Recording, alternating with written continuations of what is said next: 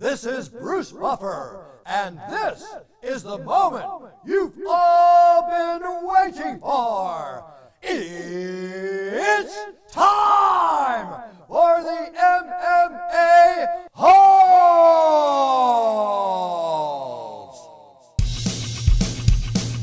Mixed martial a-holes.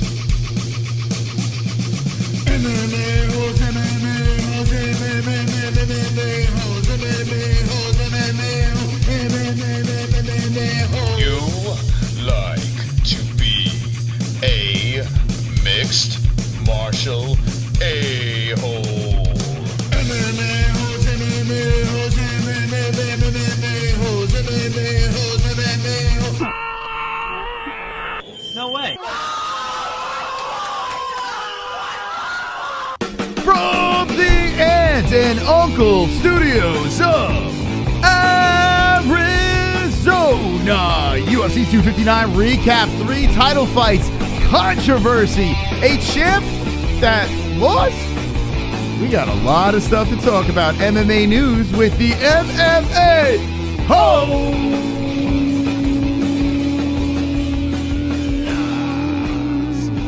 Yeah, baby. Wonderful. Hello, friends. It is Monday night. We are here. We are live, and we are recapping UFC 259 on the MMA-Holes. Oh, Jesse, how are you tonight? Happy birthday, Moss. Thank you, Jesse. Thank you. Yes, I am. This is the day of birth. This is the day I screamed for the first time. This is the day I was spanked for the first time. You were spanked when you came out of the womb? Doctor slapped my ass. I think. I don't know. I don't remember. But anyway, it is my birthday, so I will take all donations, very generous donations tonight. Happy birthday to me. Anyway, besides all that fun stuff, Yeah. we have a lot to talk about tonight. Mm-hmm. Crazy stuff. UFC 259. Some was saying the greatest card of all time or the most controversial card of all time. What we did see is things that a thing especially that we've never seen before. It's all over the internet. The Funk Master becomes the champion by a disqualification. Yes. An illegal shot to the face. Israel Adesanya had a chance to be double champ. And Jesse? Yesy? How you doing? Good. I love when it's your birthday. No, how are you doing? I'm good. How are you doing? I'm well. I am not going to sit here and cry over the fact that Izzy lost. I have come to a conclusion, and I told Moss this before the show. I believe that God wanted it this way. God wanted Izzy to lose. Yes, because he knew that if Izzy won, then I would be overhyped and go into labor early. And we don't need an early Ellie. And God knew that. Mm-hmm. So he said, you know what? I'm going to have Izzy take this one on the chin. But don't you worry, Jesse, because he's going to come back, and he's going to come back on fire. Okay. And I just have to say, I don't respect the people who came into this chat that night spamming Izzy's new win record, and then the moment Izzy lost, they completely flipped script and started saying, fuck Izzy. I don't respect that. Because those are bandwagon fans. And you weren't really a fan in the first place. It's not a win record anymore, Jesse. It's a win-loss record. Before it was just a win record, but now it's a win-loss record. Sometimes we have to take losses to receive better wins in the future. I don't think it's the end of the world for Israel Adesanya. And if you're a fan, if you're going to lose, you move up in weight and do it, right? If you go back down to middleweight and defend and destroy and dominate, no one's really going to give a shit about this fight. A couple of things. Well, one thing that really stands out is the Jon Jones fight. The ship has sailed and shelled. Not being able to see Jon Jones compete against Israel Adesanya. Isn't that a bummer? I think that they're talking about this super fight is off and everything else, and Jon Jones kind of shutting it down. Because if you think about it, it creates this hype, oh, it's never going to happen now. But then what happens if Izzy does decide to go back up to light heavy for some sort of challenge, and he does end up winning, and the fight with Jon Jones is back on? Then there's even extra hype. He is not fighting Jon Jones. And honestly, I'm telling you, Moss, after watching Saturday night, thank God. I wanted to see that fight, but I always thought that Jon Jones was going to win. After Saturday night, I am very confident that Jon Jones would destroy Israel Adesanya. Now, Izzy is a fantastic middleweight, and if he sits there and defends and destroys, he can be one of the greatest of all time. He still has a chance to be that. He's still in his early 30s. The dude is still a very good fighter, but you can tell going up to light heavyweight, even though he is tall, that means jack shit. Height means nothing in mixed martial arts. It comes down to the size of Jan Blachowicz. And how about Jan Blachowicz, like, putting on a striking clinic? Like, look good on the feet. Yeah. But I don't think Izzy was given enough credit in that fight. Credit? We rewatched the fight. He did go the distance. And the announcers were... The announcers were licking his asshole. I'm not talking about the commentary. I'm saying, even though Jan won, when Izzy lost, everyone was like, oh, he's just a high blah, blah, blah. But you have to remember, he went up to light heavyweight. He's never fought at light heavyweight in MMA. And even though Jan won and was winning rounds, Izzy still went the distance with arguably one of the best strikers up there in the light heavyweight division. So, I mean, can we at least give him a little credit for even going the distance? One of the best strikers in the light heavyweight division? One of. I did not say the best striker. I repeated you. One of the best strikers in the... You really believe that? Yeah. Okay, should I rephrase? He's one of the better strikers in the light heavyweight division. Something about Jan Blachowicz. He's another one of them really good stories. A good guy who finds it late in his career. You know, comes in, has a little rough start, and then boom, he puts it together. He finds all the pieces. He can win on the feet. He can choke you out on the feet. He could smash you on the ground. He could smash you on the feet. He could pretty much beat you anywhere, Jan Blachowicz. So I'm not trying to take anything away from Jan. Jan was the better man and is the better man against Israel Adesanya. And, you know, Jan can defend that belt. The next fight is going to be against Glover Teixeira, who, by the way, has a better record. My man Glover. He's also who I was saying was going to fight for that belt again. If he beats Glover Teixeira, a lot of people will be like, well, Glover's 41 years old, blah, blah, blah, blah, blah, right? I think that's going to be a competitive fight. I really do. But saying that Jan, like crowning Jan and saying that like he's this like super unbeatable light heavyweight fighter. Who said that? No, I'm not. I never said you said that. I'm saying he is, right? Saying he is, because a lot of people out there are high on Jan now. And if you're an Izzy fan, you're just going to say he's like one of the best strikers in light heavyweight. All right. I rephrased. I said one of the better strikers. I do think Jan is an incredible striker. And I even gave Jan respect for winning that fight. I think he did everything he had to do to win the fight. Am I disappointed that Izzy lost? Absolutely. 100%. I am disappointed. But I don't... Listen, I give respect to Jan for winning the fight, but I just can't take all of it away from Izzy. I think that... What if Izzy loses his next fight? And what if... He's not going to lose his next fight. You didn't say... He said he wasn't going to lose this fight. And I'll say it again and again and again. What if Israel Adesanya goes back to middleweight and say fights the winner of Costa and Whitaker? Both guys he smashed, right? Ran over, really, if you think about it. What if Robert Whitaker wins? Okay. And the rematch happens and Robert Whitaker figures something out here that I know the key to beat this guy. I'm going to pull my head together. I was a former champ. I'm going to get that belt back. And what if Robert Whitaker outclasses Israel Adesanya on his return to middleweight? I don't know where you think that's going to happen. No, I am saying what if. There's no what if. What if? That's silly. Then what happens, okay? I'm just hypothetically speaking. Say this happens. Then what happens with Israel? Would you panic as a fan? No, never. Okay. I'll never panic. No, listen, Israel could take his next 5 losses and I'm not going to panic. I don't think that's ever going to happen. But my point is, I feel that we don't, like, when a fighter takes a loss, everyone just jumps ship and thinks that they're like this like they just never fought a tough competitor. We have to remember that Izzy has never fought MMA, at least, at light heavyweight. And someone even said on Saturday night, they donated, I can't remember who it was, said kickboxing at heavyweight is different than MMA at heavyweight. Yeah. Very different. So Izzy's never taken a fight in MMA at light heavy. And I know people are going to say, oh, she's throwing excuses out there, but it's the truth. He just wasn't ready. So... Was it ready? Yeah, I think... Or maybe... a better fitter? I think MMA fighter. At light heavyweight and MMA, he thought he knew what he was in for, but he didn't.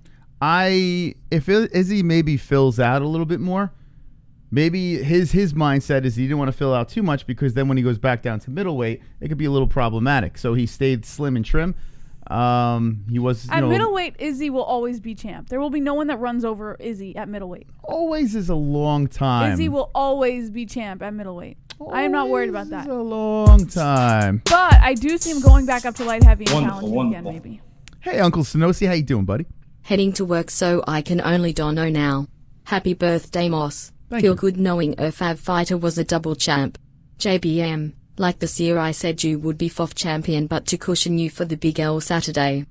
Love you both. Good luck with KFC call. Thank you. Would you like to respond? Yeah, I don't even know what that means. Basically, my man was a double champ, So? and your man couldn't do it. So? That was one fight. You're going to take one fight and say he can't do it? Can't do it. Give him another fight. Happy birthday, Moss. Logged into Twitter today and saw that was today. Thank I you. hope you had a great day, and I hope you have a wonderful, wonderful rest of it. Wonderful. Thank you very much. Ian bets the under. That was very nice of you. Ian bets the under. Appreciate that. Wow. Look at that. Beautiful people over here. Let's see. We got another one over here. Look. Wonderful. Kainoto. But Israel can still beat Jones. This is hilarious and shows people just can't accept reality. I didn't mind seeing Israel lose. The guy is conceited. It's weird. Guys are usually cocky, but this guy is conceited. He acts like a mean girl. Kainoto, I'm just convinced that you don't like anyone that the hosts like. That's what I'm gonna go with. And on top of that, I do think Israel can beat Jones, and I think Israel can beat Yan if he was given a second chance. I do believe that. So it's not about delusion or whatever the fuck you want to call it. At the end of the day, I think he stepped into shit. I think he thought he was prepared for something that he wasn't prepared for, but now knowing exactly what to expect, I think going into a second fight, he might have a much better chance at beating Yan. And I will say it again that he will beat Jones. He will beat Jones at light heavyweight. You're on crack. He will. Maybe if it was like Jones's last fight. No. Right? Maybe. If now, Jones were to go to light heavyweight right now and fight Izzy, I would say Izzy's going to beat Jones. Okay. And I just want to make this clear to the newer people in the show. Jessie's a very big Israel Adesanya fan. She's a ride or die with Izzy, and I respect that. I completely respect that. But after Saturday night, I mean, if you're going to try to be unbiased in this, I can't see the argument. I can't. John is too big, man. John he's good at everything. And maybe if it's like, maybe you could say, okay, John's last two fights, he didn't look that great. You know, I don't know what the argument might be. It's he's a little older, not much older, really. A little older. I don't know. Let's not even talk about Jon Jones because it's not happening anytime soon. Izzy, but if you are an Izzy fan, like I said before, do not jump off the bandwagon. Do not fly and leap off that cart. They already did. Because On Saturday night, everyone was coming in with Izzy's new win record in the chat. Everybody was coming in with that shit. There was like maybe a select few that was on Jan's side for that fight. And then what happens? Izzy loses by decision. Even by like the 4th or 5th round, people were already starting to jump ship. And then Izzy loses by decision and everyone, oh, fuck Izzy, fuck Izzy. Like, get the fuck out of here. You were never a fan in the first place. You got to get out. Don't act like you're a fan and then jump ship when they take their first fucking loss at a different division, you fucking asshole. Wow, easy. I'm sorry, you're not an asshole. That MMA was very mean. But I find you to be very... I can't respect fans who just jump ship because they took a loss. You have to remember, there are multiple types of MMA fans out there. There is the hardcore fan, right? That they find certain fighters and they ride or die with their fighters, right? That's how they are. They're hardcore. They love that fighter, and no matter what, they're going to defend that fighter. Then you have the flip-floppers. You have the people that... with the flavor of the week. Oh, Izzy's looking pretty good now. Let's go, Izzy. Izzy lost. He's a bum. You have those guys, right? And then you have the just complete haters that just hate everybody, that won't even, jump on any fighter's side. They would just literally just throw shade on every single athlete out there. That's what you have in MMA. So it's not surprising, not surprising at all that people. It's okay. It's gonna be all right. You should have a little more integrity. Okay, we're gonna get to those donations in a second. What I did notice is Israel Adesanya. Can I just say Adesanya? Can I just say that's that? What I said. Adesanya. I'm just going to say that. I'm trying to say Adesanya because that's how you're supposed to say it. But Israel Adesanya looked very respectful. He handled the loss really well. Really, really well. I was surprised in the cage And actually not surprised. And he didn't even make excuses at the post. Yeah, I think he's actually a classy guy. He might do stupid, like, weird shit online and pick his nose or finger his dog's ass. He didn't even make an excuse for his loss. Okay, Jess, we know you love Izzy. I get it. I'm just saying it's a little fucked up that people. It's just fucked up is all. I just explained to you why. There's 3 types of fans. So now let's move on. Let's talk about how he handled this thing, and then we're going to get to Blachowicz. He handled it like a champ, like a gentleman, right? Conor McGregor, the same thing. Like a champ, like a gentleman. He handles losses. And then I was scratching my head and thinking, well, I think I know why. I think I know why Conor just sits there and just takes it on the chin and handles it like a real man. And I think I know why Israel Adesanya does it. It's because of this. Did you see how much money this man made? $2.1 million. Now, for an MMA fighter, you're rich. That's a lot of scarols, Jesse. A lot of scarols. If I was to lose in a fight, especially if it wasn't in my weight class, I went up, took a shot, and still got paid $2.1 million. That's 2.1 reasons why he handled it like a gentleman there. That's what I'm thinking, Jesse. I don't know, man. If he got paid peanuts, do you think he's going to sit there and take it on the chin, or is he going to be a little crybaby? Yes, I do think he would take it on the chin because the man knows how to fucking market himself, money or not. Like, he just knows how to build that following. And that's the thing, too. Like, another reason people are pretending that they fucking hate this guy or saying that they hate this guy, it has nothing to do with how he is as a person or who he is. It has everything to do with the fact that he's getting attention that you guys don't like him seeing. Okay, Jesse, would you move on from that? The hate. All right, I get it, but let's move on from that. It has everything to do. It has nothing to do with the money, Moss. Okay. I've said this before. It doesn't have to do with the money. Okay. Here's the thing: if a fighter makes a lot of money and handles a loss like a baby, well, they should be ridiculed, right? Let's be honest here. Yeah, but he didn't handle it like a baby. He didn't. He handled it very, very well. But I'm thinking it does help when you have $2.1 million, right? What would he have made if he won? I don't know. I don't know what his crazy. Now, the champion, Jan Blachowicz, over here, stays on top, and it looks like he's going to be fighting a Glover Teixeira. I'm very excited about this. I am. Now, Glover's going to have to wait a little bit. He got ready for this fight. He made weight. He was on standby just in case something fell through. And him versus Blachowicz, you got like a 38-year-old man versus a 41. He could be 42 when the fight happens. I don't even know. That's kind of crazy. What do you think about that fight? I'm sorry. Can you repeat it? I'm still thinking about. I know you're just all Izzy. Can you just repeat the question? We're leaving Izzy quick? right now for a second, and then if we take phone calls, you can have all the time in the world to rant about Izzy fans and Israel Adesanya. But let's talk about the champ. Yes. Jan Blachowicz. He's 28-8-0. Right. Look at his resume over here. He is on a 5-fight win streak.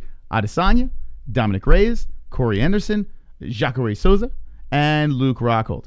Now, the Jacare fight was kind of mad, but that's a former champion over here. He's still, a notable name. Adesanya fights a guy from a lower weight class, but some say the guy is one of the best of all time, right? Mm-hmm. This guy has a lot of potential. So that's a good win. But the Dominic Reyes one really stands out to me. That to me still is spectacular. I love the way he finished that fight, took that fight, handled it, and I think that's where he put his foot down and says, hey, I'm the champ. I'm here to stay, right? Gets the job done with Adesanya. What does Blachowicz have to do for us to say, wait, hold on a second, okay? Did he do it already? Or is there more? How many more fights? Do we need to see him fight a certain person?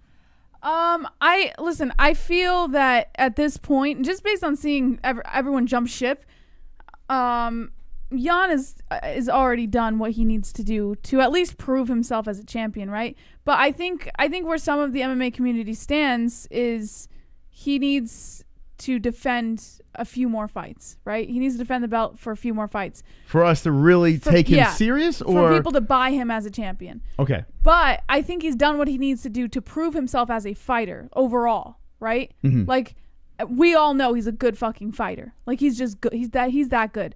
But I think he needs to defend with the belt a few more times for people to kind of buy into him as a champ. Yuri Prochaska. See that man standing out at number 5 over there. But I love that fight. In front of him, you have Rakic. Actually, Rakic is another one. Very, very tough man. But you have Dominic Reyes, he already beat. Thiago Santos, who beat him. Glover Teixeira. Now, Thiago Santos looked pretty bad against Rakic. And I have a feeling that rematch is probably, that ship sailed for now at least. Rakic is something that we can throw into the mix. Glover Teixeira is most likely next. So Jan has a chance here to rattle off a couple of wins and be somewhat serious, right? I mean, Yes. you can take him serious now if you think about it. At this point, yeah, But- I think you could take him seriously as a champ. In my opinion, you could take Jan seriously as a champ at this point. However, I can understand why some people might feel that they want to see him defend a few more times. But to me, I think you could take him seriously now after what he's done. You know why you don't take him serious, Jess? Why? Because this man over here, So you want to see him fight Teixeira first before you take him this seriously? man over here will take his belt at 41 years of age, or maybe even older. Glover will take his belt, and he will get that shot. He'll seize the moment. He's got the hands. He's got the jits. He can do it. Glover could be the guy to take the belt from Jan Blachowicz and stop the train. Mm-hmm. Now, I know a lot of people were criticizing me many moons ago, many fights ago with Glover Teixeira. A lot of people, remember that, Jesse? A lot of people like, you're on crack. Glover's never going to fight for a belt again. Not happening. I had people calling up, Chris, you're crazy. Well, here I am, sitting right in front of your faces. And, yeah, Glover's fighting for the belt. I'm going to say it. He's going to take it from Jan Blachowicz. He's going to take it. Bad matchup. That's what I'm going with here. Bad matchup. Glover gets the shot, gets it done. So I'm going old man Glover to stop the Blachowicz train. Let's see what the chat has to say about this. Let's see. Glover's over, says SMT. Filet says, you said Izzy will beat Jan. I also said Jan would beat Reyes, right? Sometimes you get him right, sometimes you get him wrong. But I you predicted. can't go based off of someone's wrong prediction. That's well, you could, but no, you can't. I predicted Glover Teixeira many fights ago. He was going to come back and fight for the belt again. Okay? What the fuck have you done in your life? Probably nothing. That's pretty stupid. Glover's getting knocked out in the seconds is the Alex Killer. Michael Hickboy says Polish beatdown. BK says Glover is that rare monster. Trent says, I won't argue because it's your birthday, but you're wrong. David says Glover has good boxing and great ground game. Legit chance. Steve Sparks says just can't get behind Jan. Give me Glover. Abdul says I can see it going either way. Talking about the main event of UFC 259, Matt. Jen knocked out Reyes. Reyes went 5 rounds with Jones. Izzy went 5 rounds with January. You think Izzy versus Jones makes no sense? Izzy would do better than you're saying. But that's only for people who believe in MMA math. But I am with you, Matt. Okay. I'm with you. You're entitled to your opinion. Super chat. Got a couple to catch up on here. Alex Killer. Izzy versus Stipe prediction? ISTG if you say Izzy. Why would Izzy Stipe be put together in the Wait, first what would place? your prediction be? If it Well, you happened? know I'm going to pick Izzy. You know. Like, that's not even a question. What? Of course I'm going to pick Izzy. Of course that's a stupid question. It's a subjective question for me. Ask someone who is not a diehard Izzy fan, and they'll probably give you a more reasonable answer. Jesse, these are my loves. Black Beast, DC, St. Pierre, Khabib, and I'll stop there. Jones will kill Israel, but to be honest, I think Jones is going to face the same trouble in HW that Israel faced in LHW. This is reality. Maybe, or it could aid him. Who knows? Wonderful. Anderson Silva didn't lose his fight at light heavyweight. Just saying. You know what? Casual Chrome, I'm with you. I'm a big Silva fan, so what do you think about that? Oh, no, he What did. about that? He lost to DC. Wonderful. He did lose to DC. Happy 45th birthday, buddy. My grandma had my mum at that age. I think if Paula actually fights this time, it will be much better competition. Love, Holes. Thank you. Woodley Wonderboy. You aged me 1 year. That's next year. 44, guys. That donation was from the future, right? Thank you, though. Appreciate that. It was very nice of you. Wonderful. Kevin, don't call. We already know what you're gonna say. Yeah, no kidding. You knew this would happen. How could Izzy beat a LHW when he barely got past a bloated MW in Kelvin? Izzy got humbled. Blah blah blah. You were MIA all week. Don't I beat the know. drum now. I know. Oh, God. What an easy dude. Wonderful. Hey, Willie Puffers. How you doing? Happy birthday, Moss. Wonderful. Have a Wonderful, fantastic wonderful. day. Have Thank a you. fantastic day, Ma. Thank you very much, Willie. Appreciate that. Look at that, the puffers. And congrats on your move, by the way. Congrats.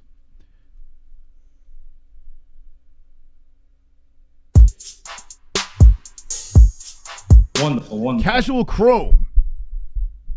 I told you last week pick Jan because he was that new white. You fucks should have listened. I said pick Nunes because she had the bigger dick. You should have listened. We did I pick said to Nunes. pick Olio because Ian was white but not the new white. You should have listened. We did listen to the Nunes thing, though. We did pick Nunes. Super chat. Brett Baratheon. Took no joy in being right. JBH was great show. I mean, you did take joy in being right, Brett. Let's be real here, because you won't stop talking about you being right. So there is a little part of you that is taking some sweet victory in being right. I get it. I got it. You said Izzy wasn't going to win. Well, I get it. Well, we have 30 minutes extra of showtime tonight. So if you get Save the Shows, that'd be fantastic. But we got guaranteed 30 minutes of Save the Show tonight. So that's wonderful. Wonderful. What the fuck? Where is the clock? Where'd the clock go? Anyway. I don't like tonight's conversation. Yeah, I know. You're not feeling it. I can tell. Well, listen, your boy lost. He's got his ass whooped. There's a lot of things to talk about, too. A lot of people were like really high, thought Izzy did better than how the judges scored the fight as well. That's another conversation. We'll dive into that with the phone calls. But we do have to move on to the other fights here. And we had the Amanda Nunes versus Megan Anderson fight, which I literally legit laughed from beginning to end of the fight. Completely unprofessional of me. I apologize to absolutely nobody. But this fight goes down.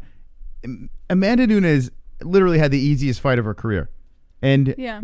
in no way was I shocked. I don't know why I picked the decision. I don't know why. I don't know what the fuck I was thinking there. Amanda just runs through Megan. And there you go.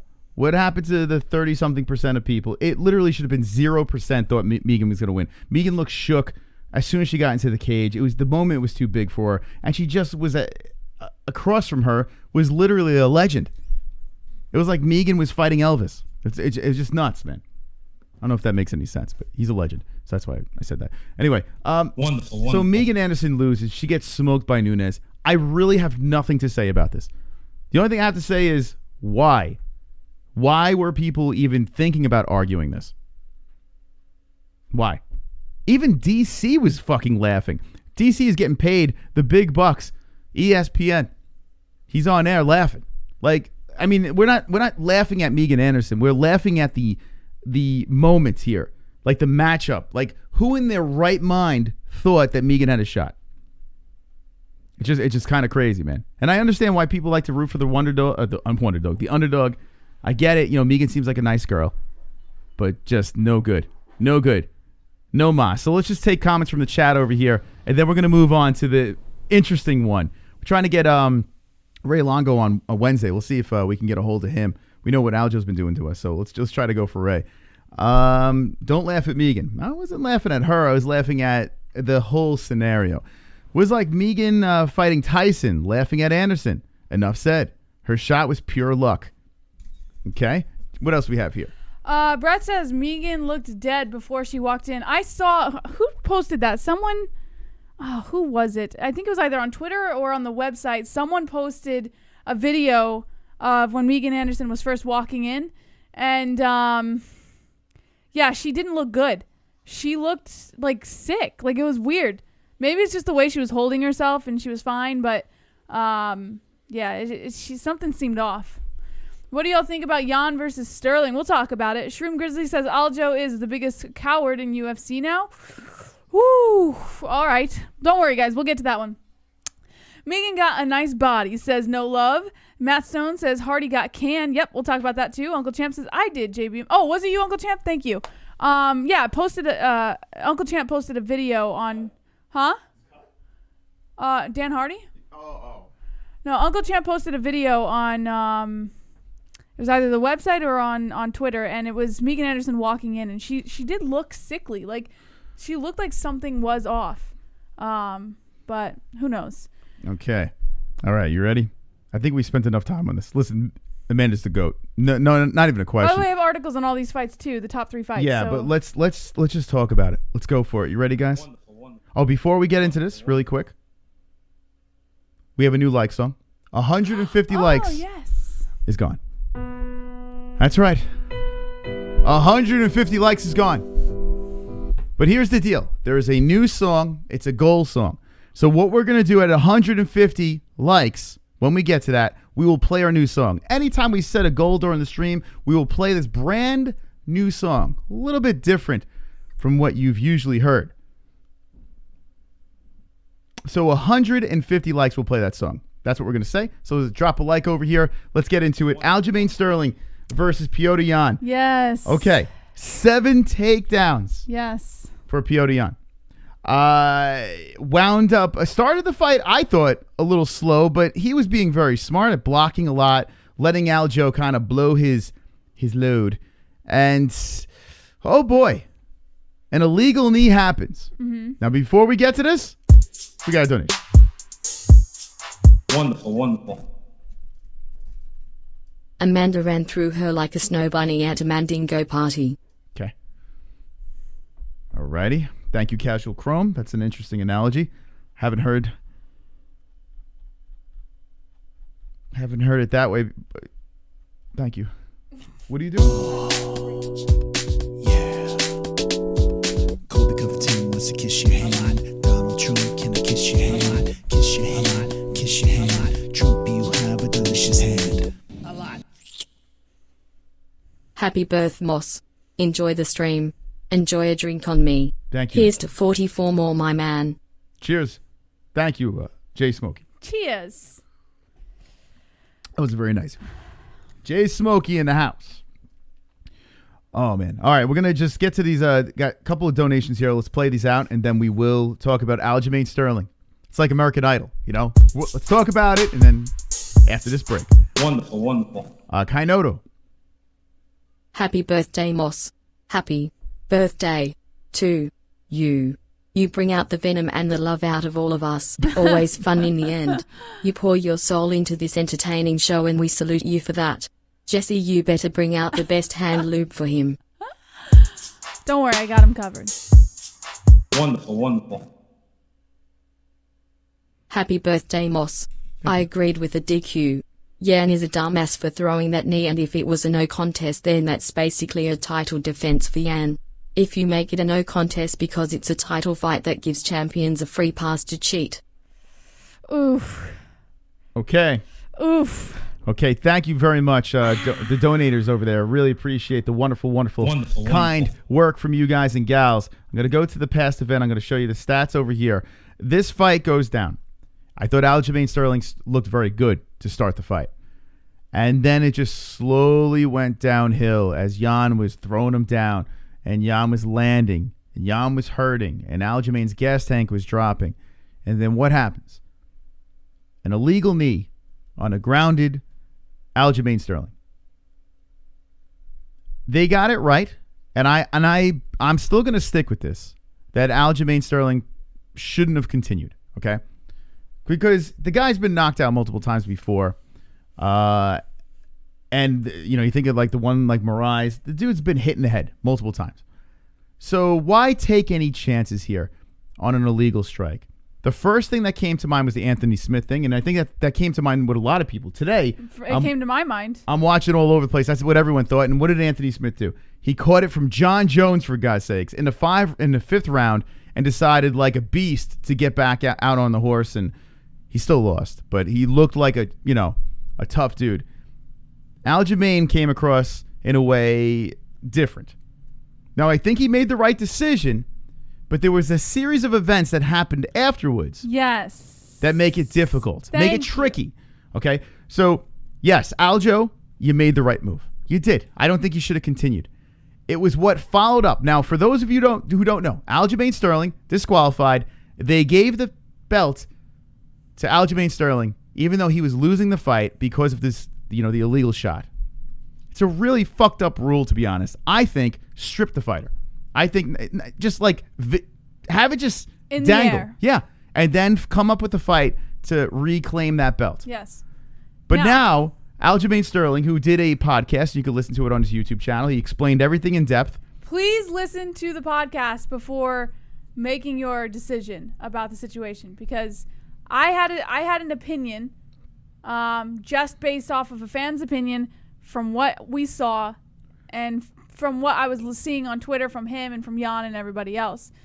And then I watched the podcast, and some things I get, but then some things I still stayed on my opinion with. But I highly urge you to watch that first. It's only like 20 minutes. And you get his perspective before you start going one way or the other. This is why I know some people agree and some people disagree. And keep chatting. Let us know in the chat what you think. But the thing that makes no sense is here's Aljamain sitting on the podcast with his belt, right? And it's his belt, really. I mean, because of the rules. Guy cheated. He couldn't continue. He's a champion. It's weird. But it is his belt. So let me get this straight. They run the fight back. Aljose wins. Like he beats Petr Yan. Then he gets another belt? Is that not fucking retarded? I know. That's what, here's the thing. There's like 3 major things that bother me about this entire situation. Like there's literally a dummy belt. Yeah, that's one of them. First of all, I agree that this whole like disqualification thing should not just hand the belt to the person who got hit. I think it's the most ridiculous thing in the world. And Aljamain Sterling addressed this because John McCarthy made a comment about it, saying that the person who got hit in a disqualification should not be getting the belt. And Aljamain Sterling came in to defend this. Most of that 20-minute thing that he was talking about was him defending himself because everybody was kind of piling on him. Yeah, everyone gave it to him hard. I mean, the memes are pretty funny. I don't think he should have gone about it that way. By him sitting there for 20-some minutes and just fucking defending every single thing people are saying, it just comes across as him knowing that he overdid it, maybe, and now he's trying to defend everything that people are throwing at him. I feel like this belt, like, and I'm sure a lot of other people do as well, it wasn't earned. Right? Mm-hmm. The belt was handed to him because he lost in a disqualification match. It's not his belt, right? It is technically his belt, but he didn't earn it.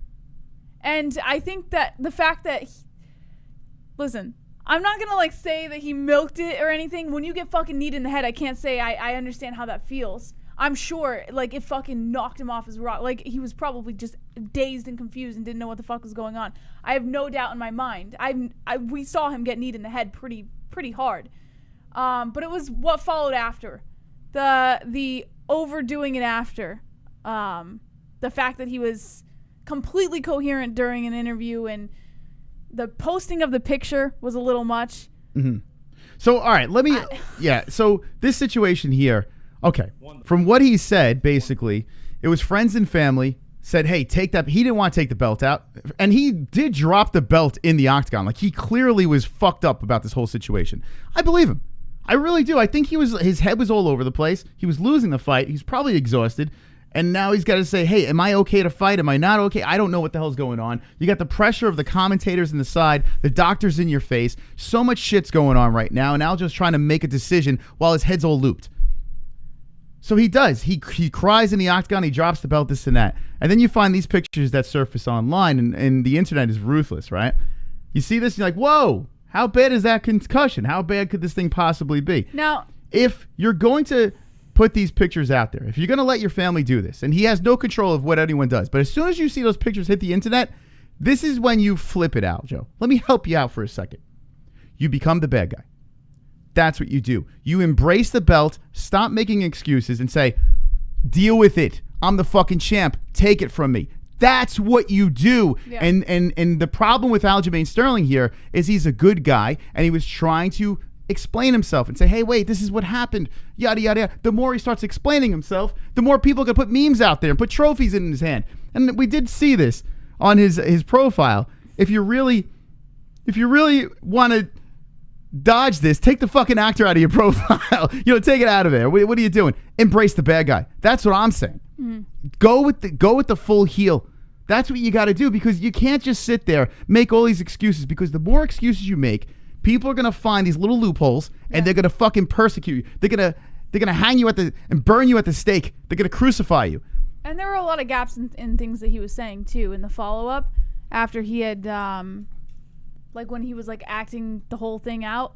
I saw another person on Twitter say too that he was limping on one leg and then he started limping on the other leg to come out. There was another person who said that there was a fighter who got kneed on the ground and was able to walk out perfectly fine afterward, but he needed all this attention to get out. And listen, like I said, I'm sure fucking knocked him off his rocker to get kneed in the head like that, but I have every reason to believe that it was completely overacted afterward. The excuses he did make, I understand where he's coming from, and I honestly think that he's coming from the heart. I think he truly is upset about this belt. You know, it does bother him. He's probably staring at this beautiful belt, something he's always worked for, and blood, sweat, and tears in the gym. And here it is. It's finally in front of you, and this is how you get it? Like, any competitor would not want to accept that thing, right? But if you have knuckleheads dragging the belt out of your bag, and then the pictures, like, you tell them no. You leave. If you really are serious about this, you say no. Leave that fucking thing in there. I'm not the champ. I'm not gonna throw this over my shoulder. Go with it.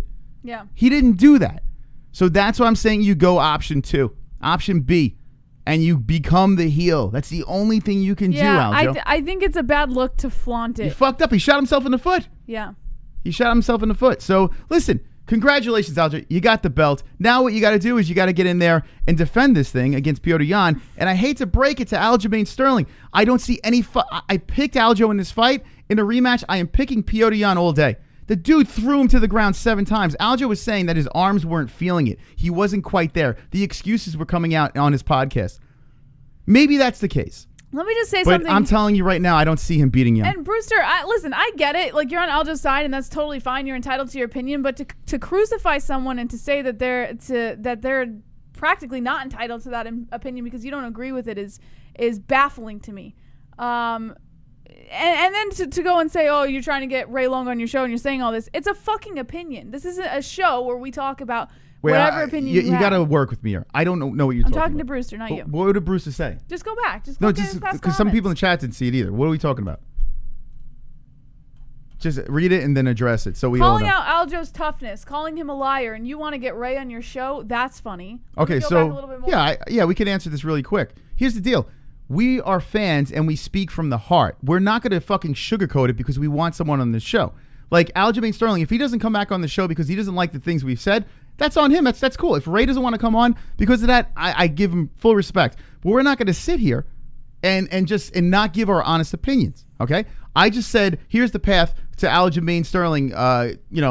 Little damage control. I helped him out here. But Jessie is hard on it. She thinks he came across bad. That's her opinion. What you want to do, Bruce? You want to fight? That's how you handle him, Jesse. See? That's how you do it. Okay. Anyway, let's move on from that. You want to fight, Bruce? You want to go by the schoolyard? You want to buy the bike rack over there? You want a little fisticuffs, buddy? All right. So let me read what the tweet was to this picture. So Petr Yan obviously made that. He said, "I won't accept the belt this way," mocking Aljo. And then he Jan's said been pretty funny though. I gotta admit. Yeah. So Aljo responded to this. He said, "You're right, PD. I should have told everyone who flew out to Las Vegas to not come to my house, to not say they were happy to see me, and to not want any pictures with me. By this logic, I should have been locked in my room until my next fight. Makes sense." Now, I went through the comments of this tweet just to see where people stood, and I saw some people who were on Aljo's side saying basically, listen, Aljo, just ignore the haters and this and that, and you got your belt, and he threw the illegal knee and blah, blah, blah.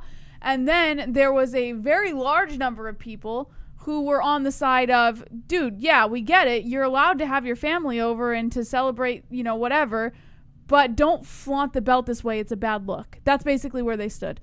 Yeah, but I'm sure people went hard on Aljo. I'm sure people are out there. He said he got death threats the whole Yeah, day, just right? scroll. All you have to do is really scroll and see. Aljo got triggered, and he's trying to do some damage control, and he's trying to be the better man. But it feels like he's doing more damage than good. Exactly. We've noticed this before with Aljamain Sterling. Now he's on the big stage. Now everyone's looking at him.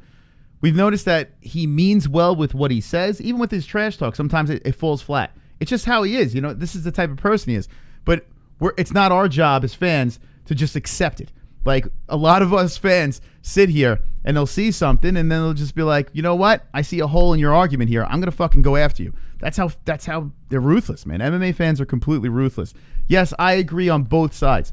I agree on the side where people are defending Aljo, and I agree on the side that people are trolling him. I laughed. Like, when it happened, I was like, oh, that's fucked up. You know, good thing he stayed down. But I laughed at the jokes that were said in the chat.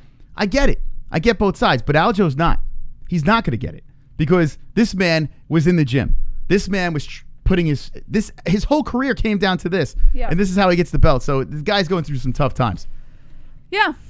Anyway. Now, he did say that when he was down, when he got kneed and they were checking him out, that he didn't think that they were going to do a disqualification and give him the belt. He thought that they were going to do a no contest and that he would have to run the fight back again. That's what he's implying. Or that's what he said on his podcast, was what he thought they were going to do. Mm-hmm. He said he had no idea they were going to do a DQ. But how do we believe Aljo when he's an actor? Well, that's irrelevant. Aljo, I'm sorry, man. I've defended you partially in this situation. But how do we believe anything that comes out of your fucking mouth? When did you act besides on Saturday or in your, like, I don't, like, how we know? Aljo, man, what are we doing? Like you put the podcast out, but you're an actor, so what are we supposed to believe? Yeah. We don't know. I'm trolling right now. I have no fucking idea what to believe with this guy. Now, here's the last thing that he brought up. He said he didn't feel himself before the fight. He said that usually he doesn't eat an afternoon. On the day of fight, he'll eat a breakfast, and then he'll have like a shake or something, and then he'll take a nap, water load, and then he'll just go and fight. And he said he's never had a problem doing that before. He's been doing it his whole career. But he said during the training sessions before the fight took place on fight day, he felt off. He said his arms were hurting. Just nothing felt right. But he didn't tell his coach, which in my opinion is a huge mistake. If you're feeling off, you tell your fucking coach. They're gonna amp you up. They're gonna get you ready. I'm not gonna criticize him for that. But he wasn't feeling right. He said he knew he wasn't feeling right going into the fight, and that could explain why we saw some lagging towards the third round. Yeah, the excuses came up. Regardless, the guy still got kneed in the head. Well, the excuses are basically for how is he going to regroup for the next fight, right? So he made he saw what happened there. He saw the mistakes. He was calling them presents. He was like it was his birthday, or his team was calling them gifts. Gifts. Yeah, he was handing out gifts. He was handing out gifts. He was in the first round. He was making mistakes, and Petr Yan, he capitalized on Aljo's mistakes.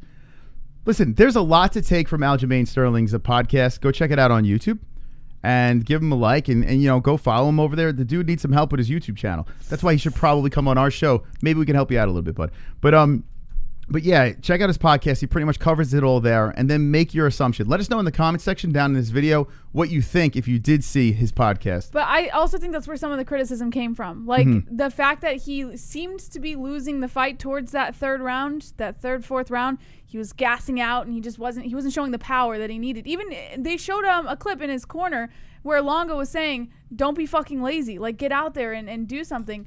And yeah, Longo's the best. And man. People, I think, heard that. They saw that he was kind of gassing out and hitting that lull.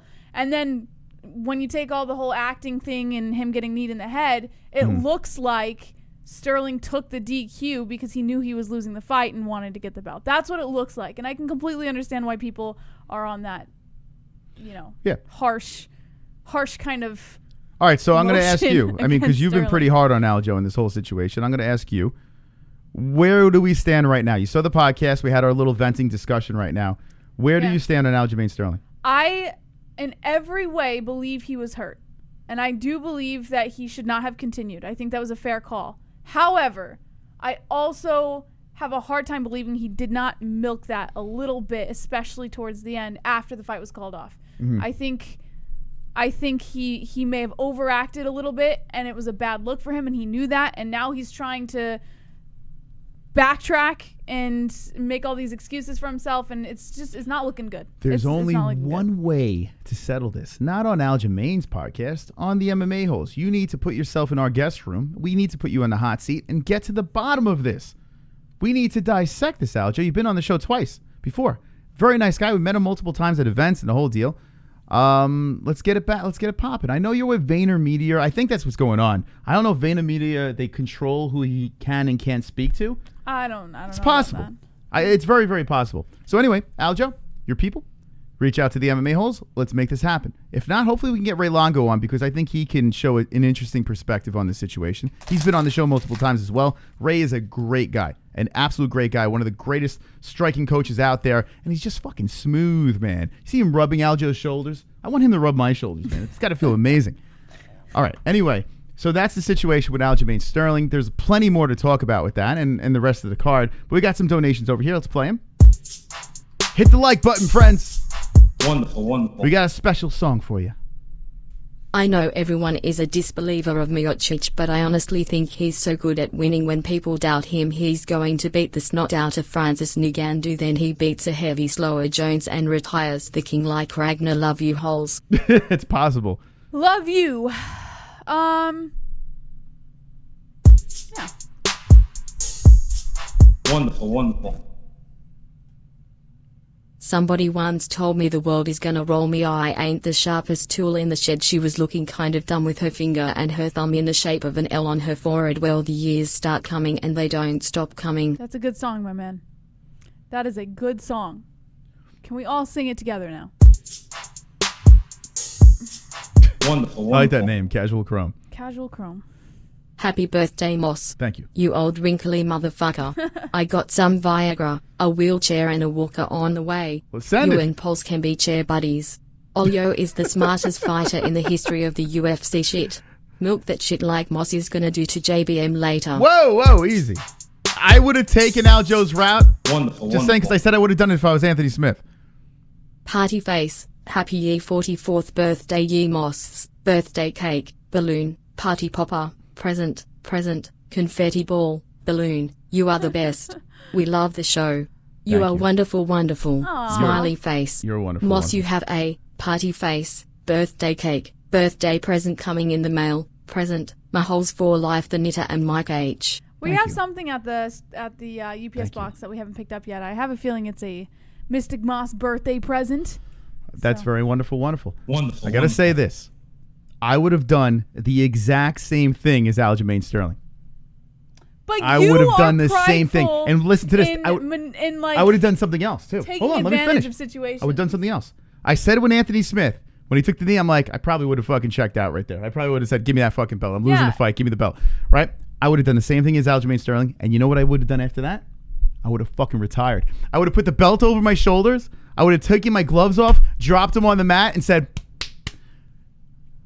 champion, that's it. Retired. No, you started my wouldn't have. podcast career. Started my fucking just do it and No, just you just wouldn't talk have. hellish shit and just be the bad guy and say, what are you gonna do? I'm the champ. Rules are rules, motherfuckers. That's what I would have done right there. But you have no problem like I don't give a fuck. taking advantage of a situation I got the belt for your own personal and I gain. would have trotted around, done appearances, and be like, "This, I'm the first ever disqualification champion over here. Boom, check it out. So where's the autograph line? Started in the back over there. I'll be right over here signing autographs." That's what I would do. I would start rapping, do the whole thing. I'd get a bigger gold chain. You know, that's what you gotta fucking do, man. Just retire. You win that fucking thing. Because here's the deal: you're gonna lose to Petr Yan. I don't see him beating him. So Yeah, you're no, gonna I lo- don't see him beating So him what are you either. gonna do? You gonna go there and lose? It's funny because you thought Aljo was going to beat him. Thought he was going to beat him. I did. I was all on the Aljo train. I really want Aljamain Sterling to, like, really win this belt. I really think it's a great story for Law MMA, for Long Island, New York. Stand up. I'm in. And like I said, like, as much as we, like, joke around about Aljo, he's actually a good dude. So I would like to see that good guy win it. But you know what? You got the belt. Get the fuck out of here. Hit the road. You're not going to beat him. Is he going to beat Yan? You said he wasn't going to beat him the first time. I've said from the beginning that Jan is gonna. I said it when I called the fight. I said it when the fight was originally announced. I've always been on Jan's side for this fight. Not once have I had Sterling. He was taken down 7 times. But I wanted to point out, Smokey, can you scroll up a little bit in the chat? Yeah. He made a comment. I just want to ask a question about it. Right there. He said, an illegal move is still illegal DQ move, no matter how much acting. And I agree with you. And this is where I'm coming from. Like, it's still a disqualification. He still did. It was a blatant foul. He did get kneed as a downed opponent. But my thing is first of all, do you think as a disqualified opponent that the belt should just be handed over to the person who got, like, who was the recipient of the foul? Or should the belt just be up in the air or do the no? Like, it just doesn't make any sense to just hand the belt over to the person who got fouled. It just does not make sense. Listen, I'm with the fact of like having it up for grabs for a rematch or something like that, but these are the rules right now. This is where we stand. Yeah, like Aljo said, rules are there for a reason. There's nothing we can do with it. You take the belt and you deal with it. You just deal with it. Become the bad guy. That's the best way to do it. You're gonna get ridiculed anyway. Anyway, I gave that whole speech already. Let's play some donations. We gotta save the show too. Holy shit, Jesse, what the fuck? Oh, Thank you. Goodness. Check this out. EBS Rock is a member, baby. Thank you. Appreciate that.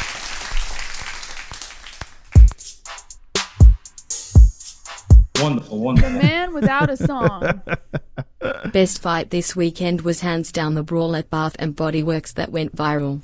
That customer and employee fought with no fear, and the other employee who jumped in got a takedown that would bring a tear down the cheek of any Greco wrestling coach. Okay. Hit that like button, friends. We got a new song to play. Thank you, Maddie. Wonderful. Uncle Chrome. Olio just became a rich man because of that knee. Fuck what you're talking about. USA in this home. Yeah, baby. Let's go. Embrace it.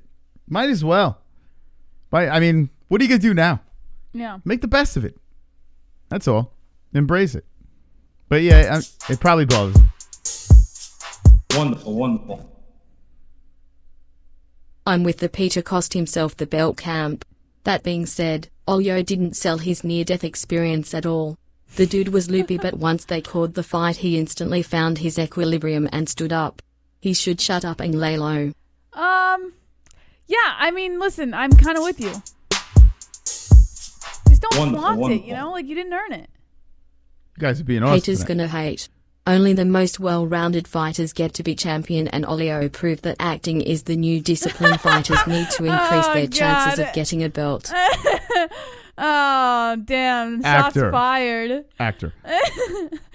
Oh, God. Oh, shit. I'm begging you, don't ever buy another UFC pay-per-view again. Uncle Champ with the $50 donation. What? I don't want your money. Woo! Pussies. Oh, pussies. shit. I don't want your money. Pussies. Yes. I don't want your money. Pussies. Money. Pussies. Wow. You're a moron. I don't want your money. Uncle Champ, man. Money. Pussy. Thank you, my friend. Thank you. Pussy. I don't give a f. Whoa. Thank you, Aussie Cat Moss, for bringing the mystical one into this world. Happy 44th birthday, Chris. Save the show. Aww. Thank you so much, Uncle Champ. Minutes. Okay. All right, yeah, of course we'll add that. You know what I'm going to do? I'm going to pause the donations right now because we do have a save the show situation to go about. But we have 30 minutes already. We're going to add another 50. Chances are we're going to go 2 more hours on this puppy. If you want to say a happy birthday to the mystical one, drop a dono and let's get this party popping. We do have an obligation to the best sponsors in the world. Yes. Let's talk about these people. Shout out to the motherfucking Head Rush, baby. Head Rush is provider of highest quality, authentic apparel for lifestyle, MMA, and action sports enthusiasts, men and women's clothing ranging from hoodies, t-shirts, workout apparel, and more. Be part of the chosen few and save 20% using promo code MMA-Holes. That's promo code MMA-HOLES with the link in the description below. Check it out. 20% off Head Rush. That's actually wonderful. We'll be rocking their swag on the show, and I highly recommend their stuff. Look at this. Looking like a badass over there. Love it. Here we got Ballsy. Yeah. Taking great care of yourself doesn't have to feel like a chore. Ballsy products are developed with unique active ingredients to keep you feeling and smelling better than ever before. Smell good, baby. Get up to 15% off with promo code MMA-Holes. That's 15% off with promo code MMA-HOLES at ballwash.com. Link in the description. Seriously, this wash is absolutely wonderful. Check it out for yourself and get your 15% off with our promo code. Thank you to the people in the chat saying happy birthday. Really appreciate it. I see you guys and gals. Thank you so much. Wonderful. Also, we got Lux Bidet. Say goodbye to toilet paper with affordable premium bidet attachments by Lux Bidet. Lux Bidet attachments gently cleanse your skin, leaving you feeling refreshed and confident. Save 10% at checkout using the link in the description below. Again, that's 10% off at checkout using the link to Lux Bidet in the description below. You know what I think about Lux Bidet? I say it's wonderful. Wonderful. I'm telling you what, we got you covered, friends. 10% off an already cheap product to throw on top of your toilet. Oh, boy, that's wonderful. Wonderful. That's a double wonderful. Mystic Roots. Get top quality organic CBD products, including extracts, hemp flower, cosmetics, edibles, and more. Get 20% off using promo code MMA-Holes. That's 20% off using promo code MMA-HOLES at mysticrootscbd.com. Again, that's mysticrootscbd.com. All right, the best CBD in the whole fucking world. I use it on a regular, and it's absolutely wonderful. 20% off. Damn, man, that's pretty good. All right, and also ESPN Plus. I have to say this. The people that bought the pay-per-view through our link, I cannot thank you enough. We have a link in the description. If you buy any of the pay-per-views or if you get the ESPN app, I'm telling you right now, it helps us out so much. Helps us out tremendously. There were so many people that use our link, and it makes us look good, and it helps us out financially. So thank you so much to those people out there who used our link. Completely wonderful. We're going to do Save the Show right now. We already have, what do we have, Jess? 31 plus 50, right? 121. Is that's it, right? All right, so 121. We're going to start the clock, and now it's time to save the show. Let's see how many more minutes we add onto this puppy. Super chat. Okay, Jeremiah. Throw the shade on Yan where it belongs, FFS. Throw the shade on Yan where it belongs, for fuck's sake. So saying, throw it on Yan. Throw it on Yan. I'm assuming you're saying, yeah, Yan with the knee. Knee Yan. I get it. Super chat. Marley Marl. How you doing, Marley? Smash that like button. Yes. Oh, man, we're going to play. Hit the like button. Everyone take a second. Completely free. Hit the like button. Throw us in the algorithm. We'll play a song in a second. The brand new like song is going to be played tonight. Marley coming in to save the show. So that's 4 extra minutes on top of D-Rest coming in. Yeah. Yes. Come on. Come on, get loud, MMA holes in the crowd. Saviors tonight on my birthday. Come on, get loud, MMA holes in the crowd. Woo! Got MMA holes in the crowd. MMA holes in the crowd. Yeah. MMA holes in the crowd. Hell yeah, let's take some phone calls tonight, baby. Save the wheel. I mean spin that show. Happy birthday, Mystic. Thank you so much, D-Rest, for your wonderful donation. Wonderful. So that's 6, 7, 8, 9, 10 more minutes on top of the existing minutes that we have. What do we have altogether again? My brain is all screwy. We're at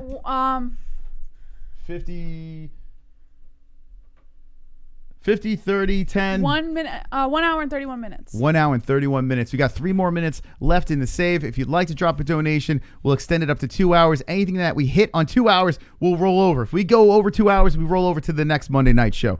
Thank you so much to each and every one of you and your generosity. Let's read some comments from the chat, and we have 3 minutes left in this thing, and we'll roll it to the phone calls.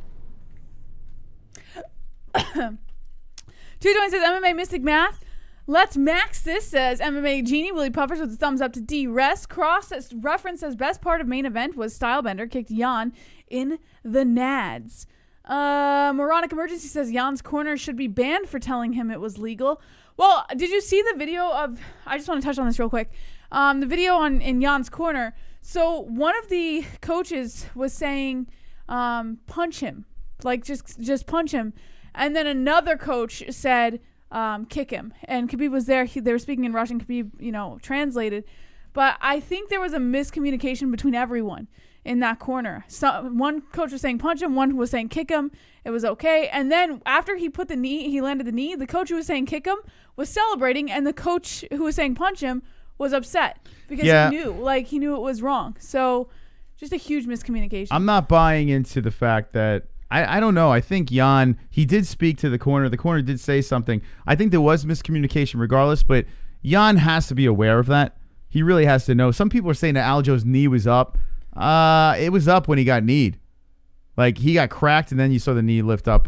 Listen, it was illegal. It was blatantly illegal, and the rules are the rules. Aljo is now your new champion. It's really strange. It's very strange, and I understand why people are trolling and horsing around, especially with the extra theatrics after the fight. But we move on, and we're going to see a rematch, and I hope it's a good one. I hope it's competitive. I thought it was for the most part in the beginning of the fight. I thought Aljo looked great, but man, oh man, did his gas tank go down, and Jan started looking champ. So we'll see. 1 minute and 19 seconds left in the save. If anyone wants to save the show some more, drop a donation, put save the show, and we'll go. But you guys are guaranteed more time. Thank you for all your generosity. Uncle Boss says, what if the coach yelled kick him in the nuts? then maybe. then Jan would have kicked him in the nuts. Maybe they yelled, illegally strike now. Maybe that was the plan. If he dies, he dies. Maybe. Isn't it funny, though? Before the fight, I said this has the feels of Apollo Creed versus Drago. Remember I said that before the fight started? And then what did he do? He tried to kill Aljamain Sterling. Yeah. Just like Apollo Creed. We just didn't get the living in America. We didn't get that. I was very mystical in that, Jesse. I should have picked Jan, but unfortunately I didn't. Okay. I'll just said he never was comfortable all day. Yeah, that's what I was. Oh shit, we got an Anzalone coming in. Almost at the buzzer here.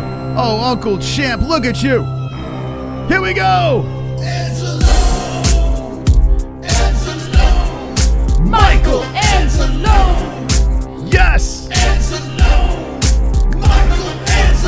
Watch out, here he comes with the wrench friend, heart and soul of the holes, Mrs. For your girlfriend. Time out, trolls. Welcome to the dead end. Just in time. You can't even comprehend. Lost and grown, making bitches moan on the timestamp throne while the chat room's stoned. Hold up, save the show for the tales will be told about Michael Anzalone. Hell yeah, Chrome. Thank you so much, man. Save show. Oh, that was Uncle Champ. Hold on a second. I thought it was Chrome. Uncle Champ Chrome? coming in with the Michael Anzalone, That was Uncle Champ again. Damn, man. Uncle Champ, thank you so much, man. Thank you so much. Jeez. That was incredibly generous with the Michael Anzalone donation. You are absolutely wonderful, wonderful. All right, how much time do we have on the clock? Now we're at an hour 51. Hour 51. Okay, hour 51. I'll tell you what. Let's just give him 2 fucking hours, man. Let's go. Come on. What are we doing here? Let's give him 2 hours. It's my birthday, man. Let's go. 2 hours on the clock. Willie! Willie! Oh!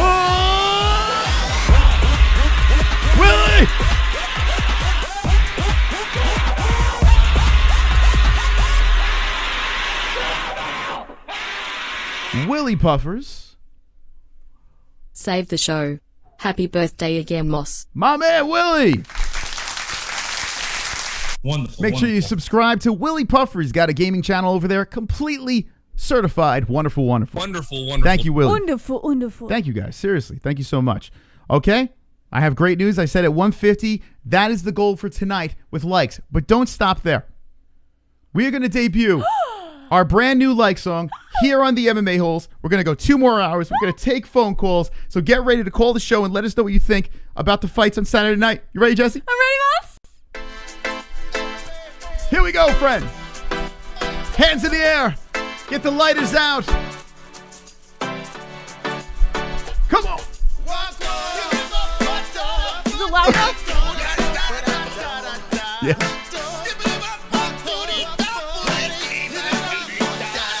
I got the goals, I got the goals. We hit the lock, goals. Goals, lock it goals. We got the lock it goals. Slap the likes, yes. Slap the like button, it's time for likes. I slap the like button, we hit the goals. We hit the goals, we hit the like. We hit the like goals. Come on.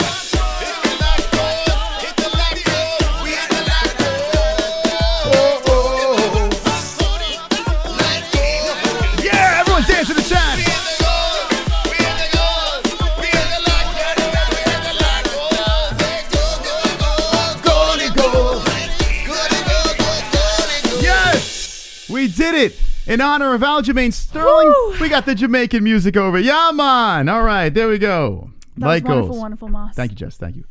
Okay, there's our like song. What should our next goal be, Jesse? What do you say? Let's do... We'll do 250? 250. 250. All right, 250. We do it again. And that was dedicated to Aljamain Sterling and his new belt. Okay, there we go. That wasn't dedicated to Aljamain Sterling. Yes, okay.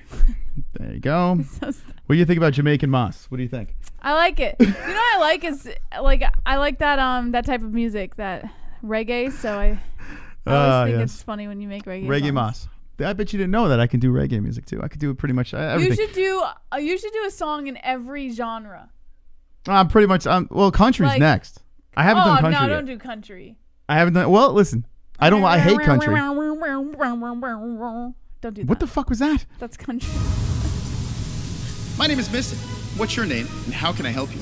No, I mean, this is Lone Wolf. a.k.a. Allheart, a.k.a. Lone Wolf, a.k.a. Sober Carl. How's it going, Sober Carl? Wonderful, wonderful. Yeah, my name's Casper, and I'm a ghost.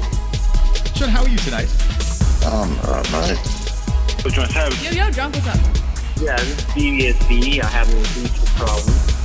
Okay, well, this is Real Gamer. Man, your voice sounds a lot faggier on the phone. Hey, it's MJ, the artist formerly known as Kevin Lee. How you doing? Hey, my name's Dan. I got a question. Yo, Sanosi. What's up, Sanosi? What's up, you guys? It's Justin Jr. Hey, guys, it's Kevin from Denver. How you doing? Wonderful, wonderful. Hello, Mustafa. 832, you're live with the MMA-Holes. What's your name and what's on your mind? Hey, what's up? It's Pulse. What's up, Pulse? Hey, Pulse. Clocks.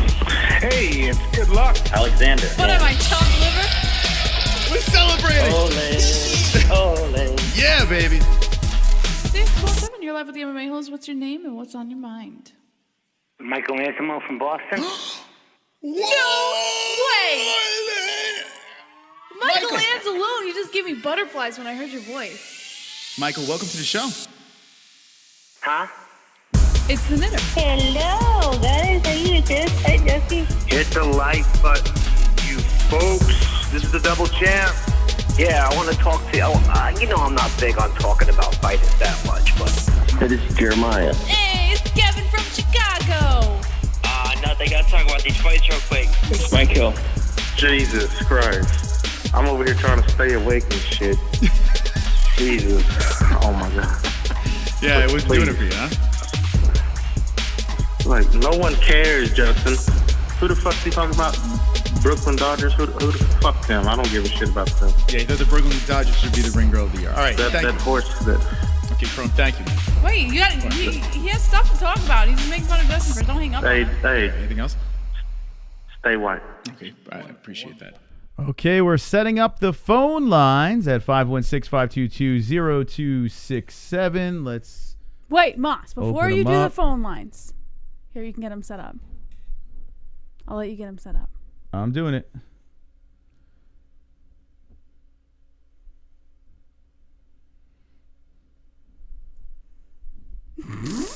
Google.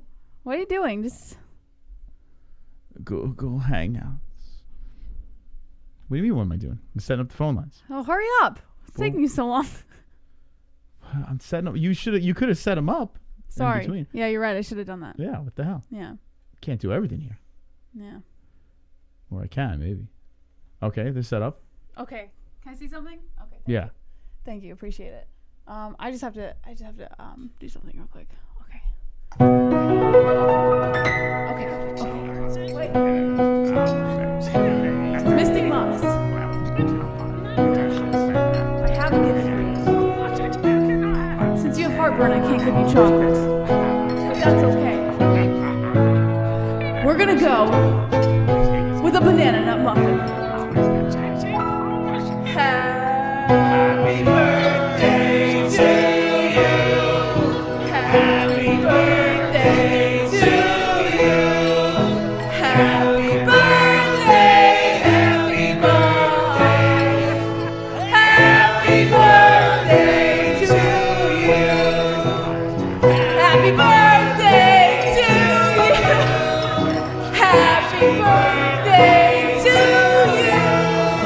Happy birthday. Happy birthday. Happy birthday to you. Okay, wait, you gotta make a wish.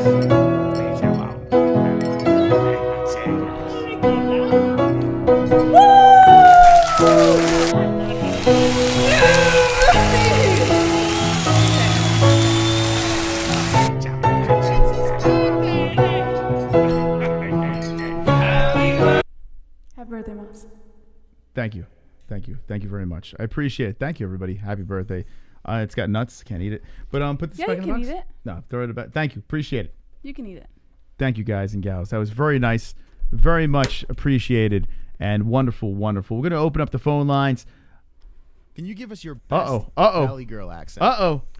Like, oh my God. Jay Smokey slapping some ass.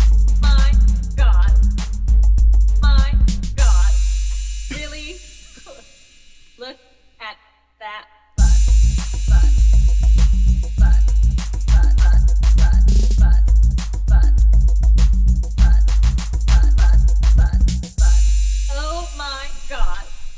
Thank you, Jay Smokey. Bongo party time. Bongo. Happy birthday. Party you. on. Thank you so much. Wow, thank you guys and gals. Thank you everyone for being so wonderful. Wonderful. I wouldn't want to spend my birthday anywhere else, but with the MMA Holes. Thank you so much, guys. All right, let's go into the phone lines. Let's open it up and get it popping. I like nuts.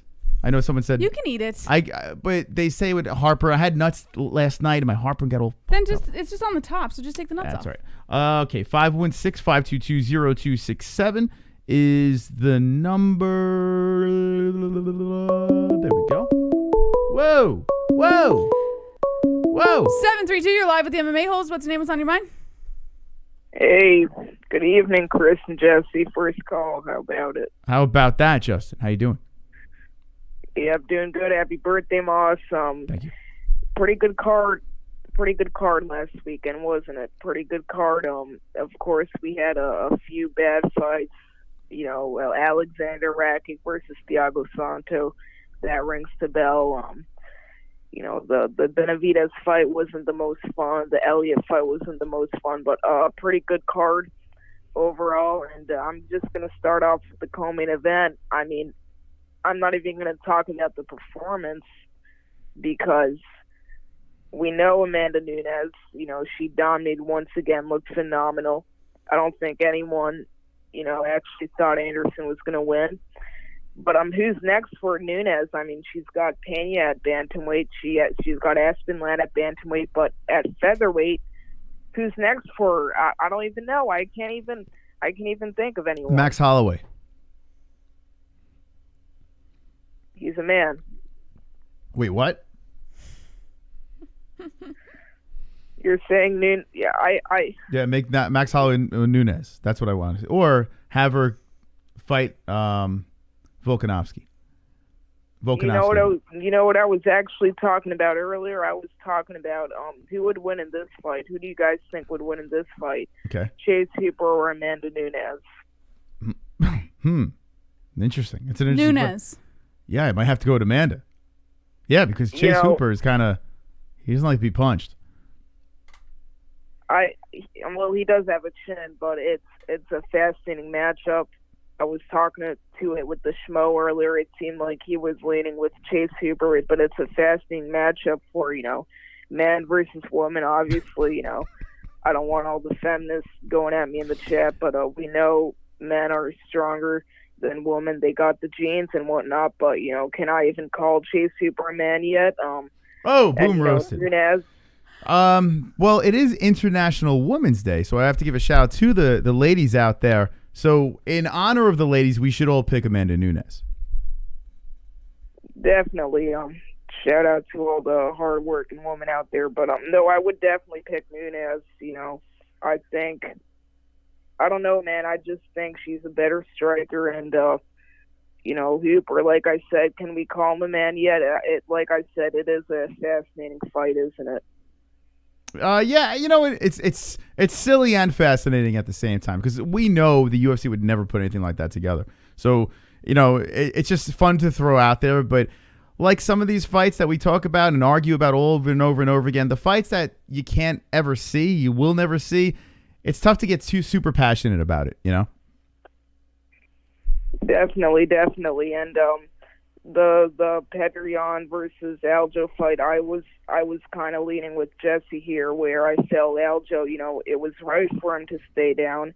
I felt like, you know, of course, you know, I felt like he should have stayed down. It was the right decision for him to stay down after that brutal knee, but it was kind of what happened after for me, which was kind of, you know, like you're doing the whole dramatic scene in the octagon, and you know, not even 10 minutes later, you're doing a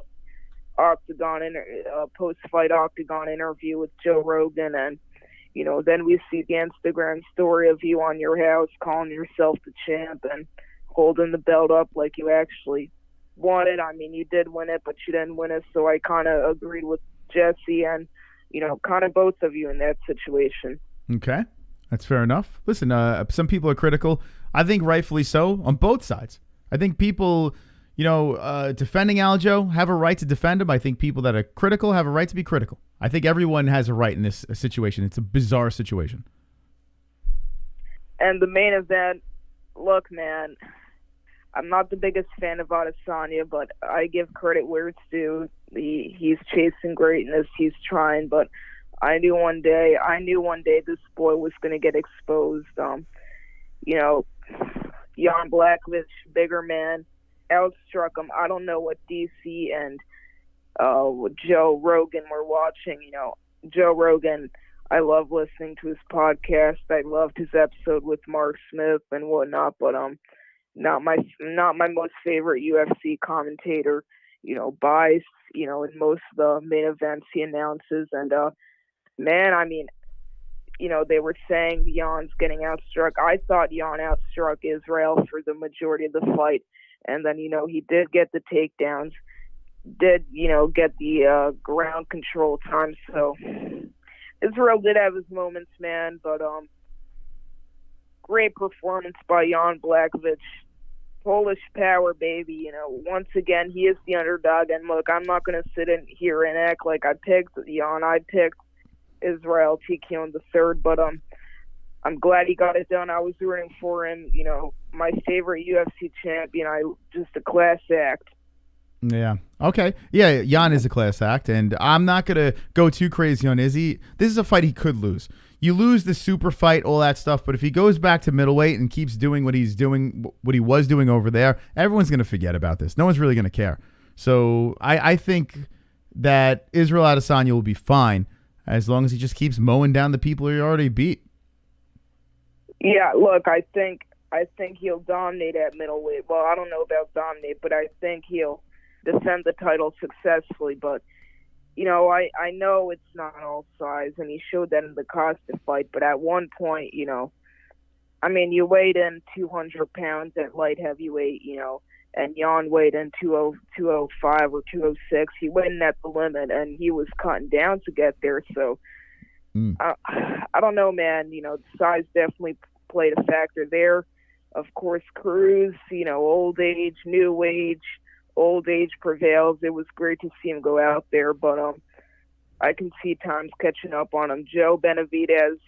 I want to ask you a question. I'm going to go back to the Aljo situation. If you were Aljamain Sterling, you got kneed in the head, okay, and, you know, it's bothering you a little bit, but if you're taking a little time, you're starting to come together here, what would you have done in Aljo's situation? Would you have tried to continue to fight? Would you have taken, stayed down and say, hey, no, it's over? Like, what would you have done in that situation? You want me to lie or be honest? Why would I want you to lie? Unless it's for comic reasons. Better answer for the show or the? Yeah, give me the comedic reason. Excuse me. Give me the lie. Well, I would continue on. I would continue on because, you know, the sport's about respect, and I don't want to have the inner feeling of me, you know, feeling like I didn't deserve the belt, so I'd continue on. Oh, so the lie. So, wow. So the truth is you would stay down, right? I would stay down. And I've never felt any. I'm sure it feels bad, so I would definitely stay down, probably. Yeah. Why take chances, right? Live to see another day. How would you have felt if they gave you the belt now? So say you lost, and now the belt is over your shoulder. How would you handle something like that? I wouldn't be as dramatic as Jan. I wouldn't throw it on the ground. You'd embrace it? Take it and get out of the octagon. Okay. I was just curious because I think you could be a champion one day, so I want to find out what you would do if this situation arose, you know? Well, I'm not going to be a fighter. Yeah. So I saw you interviewed the Schmo. How'd that go? I mean, the questions were good. He went at Ariel a little bit, you know, and okay, you're wrong. I didn't interview the Schmo. Okay. I interviewed Dave. Dave. Who's Dave? It's not the Schmo. It's the guy behind the Schmo, the guy behind the character, and the questions were good. He went at Ariel a little bit, you know, said I'm real about this charity match, but for me, I kind of got pissed where, you know, I was having troubles with, you know, processing the video and all that, and I had to get a YouTube download. I'm not going to get into it, but just the stuff after the interviews. Who do you like better, also the in Schmo or Ariel? Who do you prefer? I'm not gonna pick. You have to pick. You have to. It's your life depends on it. You have to pick one. You have to pick one in order to live. Either Ariel or Schmo, you have to consume their content. Who would you consume? Oh, you got saved. Hold on. I like both equally. Okay. They should suspend the belt. Award rematch winner. I agree. I'm kind of with that too. I agree. What do you think, Justin? Should they change up the rules or keep it as is? What do you mean, a no contest?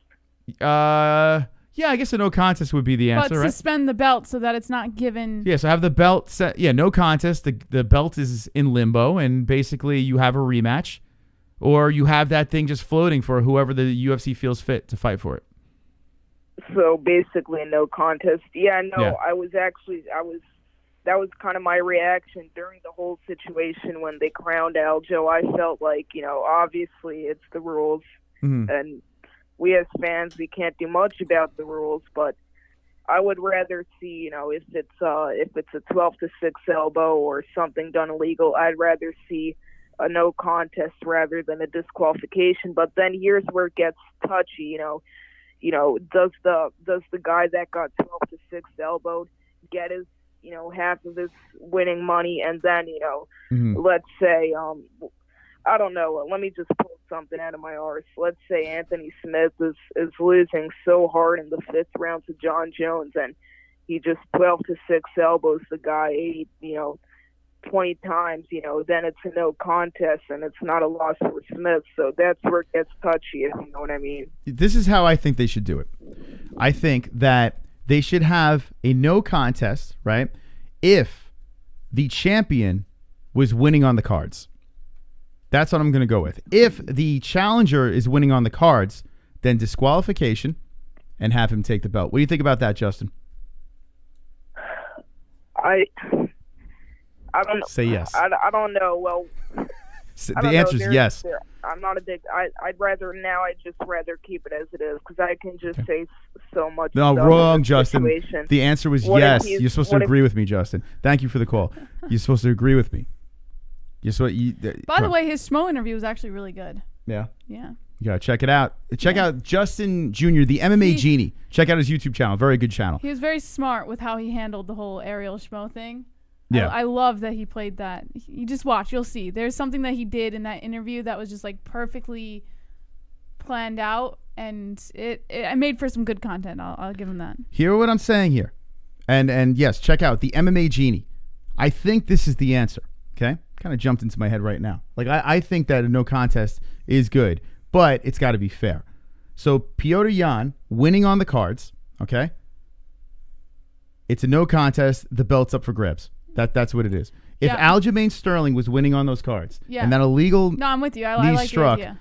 then make him the champ. Yeah. He was winning the fight, but he wasn't winning this fight, and that's the unfortunate part. How do you give? And I understand, even if you're losing a fight, you can come back. Crazy comeback in a final round or something like that, dramatic.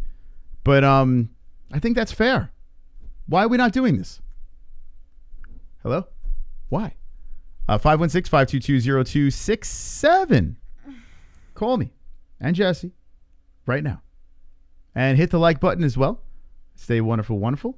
Colossus, did that come? Oh, that came in, okay. 832, you're live with the MMA-Holes. What's your name? What's on your mind? Hey, what's up? This is Pulse. What's up, Pulse? How you doing, Pulse? Wonderful, wonderful. Wonderful, wonderful. See, he knows what's up. He knows what's up. Happy birthday to you, man. Thank you, Pulse. Appreciate it. Big 5'4". 64, actually. You're off by 10 years. Pulse just likes aging you. He doesn't ever, Thank you. You're still holding it together, man. I can tell you've been doing them pull-ups, right? No, I can't do as many Pulse. I'm too old. I do pull-ups, but I do a lot of bands, and I just do maintaining. That's all I do. I can't really do pull-ups. That's all you need. That's all you need. Pull-ups and push-ups. Yeah. Lifting weights is overrated. I like pushing about 10 pounds an arm. I like going 10 pounds an arm, high reps, like a girl. All right, what's on your mind?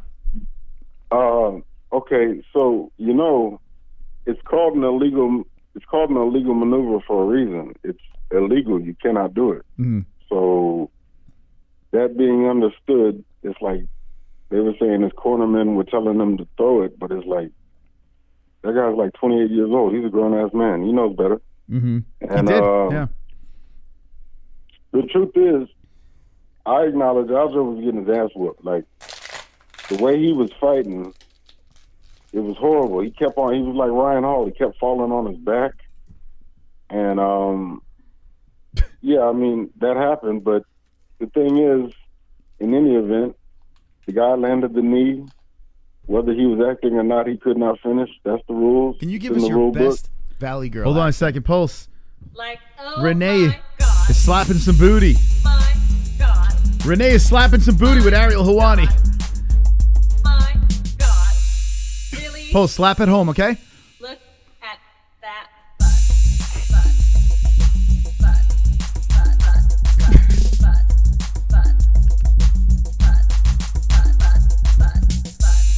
You never seen the schmo do that. Look at Ariel go. Okay, who's this, Renee? Oh shit. Birthday butts. Happy birthday, Moss. Cheers, bro. Thank you. Wonderful, wonderful. Thank you very much, Renee. And back to Pulse. You know, it's just, you know, I don't really think there's that big of a controversy. That's the rules that happen. Mm-hmm. And as far as the Nunes fight, man, yeah, there's really nothing for her. She's like if LeBron played a bunch of like 10-year-olds in basketball. It's like it's barely entertaining at this point. You got to get Cyborg. You got to get the crossover fight. Rematch those two. It has to happen. That's it. Just give me one. Give me one more. Or what about this PFL? What's her name? Kayla Harrison? What about that broad? Drag her ass over. Yeah, I think she weighs a little bit more, but I mean, she's still going to get her ass whooped. Yeah, I mean, at this point, they're just bringing in mercenaries to get whooped by her. Yeah. Yep. Yeah, Amanda's the GOAT. She is. As much as I want, I would love Cyborg to come back, and Amanda Nunes is, I mean, it's not even a question. Yeah. And as far as the main event, man, I never really cheered for Jan, except I did Saturday night. I wanted him to keep the 85 out of 205. You know what's funny, Pulse? My father calls up, right? I'm talking to my pop, and my dad goes, I am so happy that asshole lost. People loathe this man. Like, literally loathe him. Are you one of those people that just can't stand Adesanya? I mean, I recognize his skill. Mm-hmm. He's a good striker, but yeah, it's something about the guy. It's just like, I don't know. He's like the face. How old is he? Like 32? Yeah, I think 31, 32. So I think he's 32, yeah. Or 31, Jesse says. I mean, he's no spring chicken, so I feel like he should act a little bit more mature than he does. Some of the things he says, I don't know, it just comes off in a bad way to me. Mm-hmm. Yeah, people don't like his cockiness and stuff like that. I think he's a good guy. I honestly think he's probably a good dude. It's just that swag, people can't stomach it. So I get it. I think Luke Thomas was interviewing him one time, and he said he bought a McLaren. And Luke was asking him some questions about, like, the engine's performance. And he admitted he's like, I know nothing about cars. I simply bought this for the looks. That's something I would do, man. That's hysterical. Well, at least he's honest.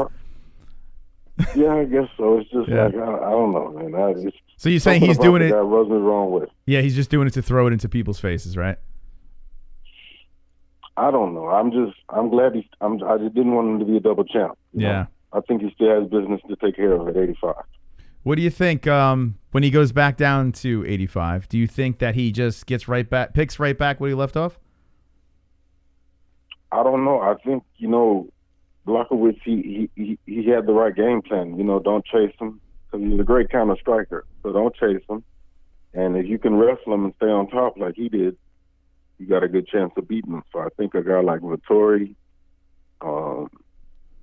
even Costa in a rematch. I know he got whooped, but he fought timid in that fight. If he fights like I know he's like how he's supposed to, I'd give him a better shot. Izzy, he's a good striker, but I don't know. We'll see how long he holds the belt. Okay. Well, Pulse, man, you sound tired, man. Long day? Yeah, man. I've worked all day. I'm dead tired. All right. Well, hey, I appreciate the call, and get some rest, all right? All right. Laters. All right. There's Pulse. Wonderful, wonderful. Ended on a high note. They say, laters. 200 likes. Thank you very much for the likes, and good night to Uncle Champ. Appreciate it. Your support again. You're absolutely wonderful. Wonderful. Let's get some more phone calls at 516-522-0267. We extended it 2 more hours this week. Thank you so much, friends. 773, you're live with the MMA-Holes. What's the name? What's on your mind? What's up? Normally after Jan Blachowicz comes out with a win, I'd be talking about him. Mm-hmm. But after that, and I'll get to him, but after that shameful performance with Aljamain Sterling, rolling on the ground, flopping around. First off, how are you 135 pounds and you gas out in a round? No one under 170 pounds should be gassing out, period. You should be able to go 5 full rounds. And this dude's gassing out after a round. You're 135 pounds. That's a joke. He said he wasn't feeling well. He said that he wasn't feeling well leading up to the fight, and then when he was doing the training before the fight, that he was having like pain in his arms and stuff like that. Yeah, he did have excuses on his podcast.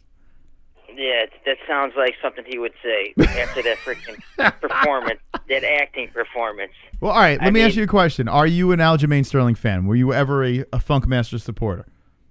I always thought he was corny. Okay. I always thought he was corny. And you saw why Dana White didn't want to give him the title shot, because that's the type of guy he is. The guy's going to flop around on the ground like a fish, open his legs in missionary position. First off, you should be disqualified for that. Or just going to lay on the ground on your back and spread your legs like that. You should be disqualified. After the third or fourth time, you should be DQ'd. Stand up and fight. What's he doing? He's flopping around on the ground like a fish. Well, in fairness, Petr Yan was throwing him onto the ground. Like, he was tossing him, tripping him, throwing him.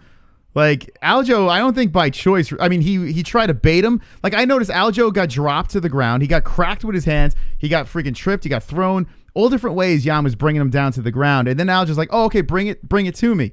But you were thrown there. It's not like he pulled guard. It's not like he just jumped to the floor like Ryan Hall. He literally was dropped in those occasions. He would go for takedowns, and once he didn't get it, he would flop to his back. Yeah, that did happen too. It did, but still, I mean, for the most part, I mean, did you think that Petr Yan would have had 7 takedowns? Petr Yan is a beast. That dude's highly underrated. I think I underrated him. I knew he was a beast, but the way he just ragdolled them, outstruck him, patience.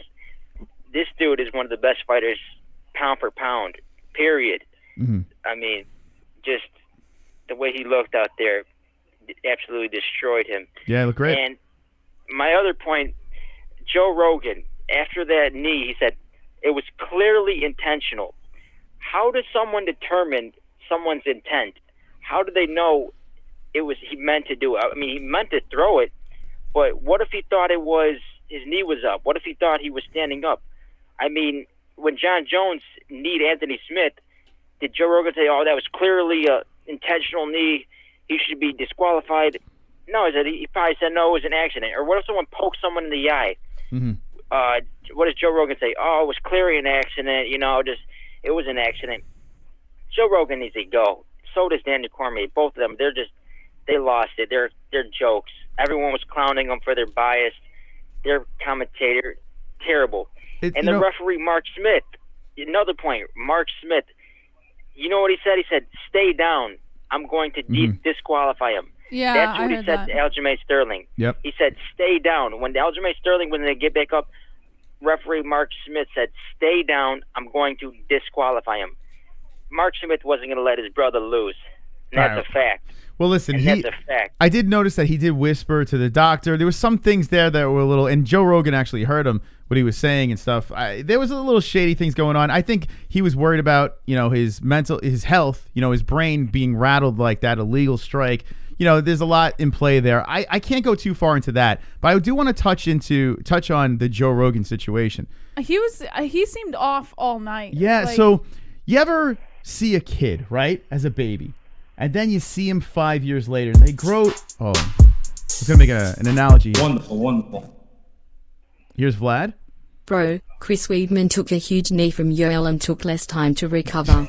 Olyo definitely played that one off. Yeah. Aljo, and thank you, Vlad.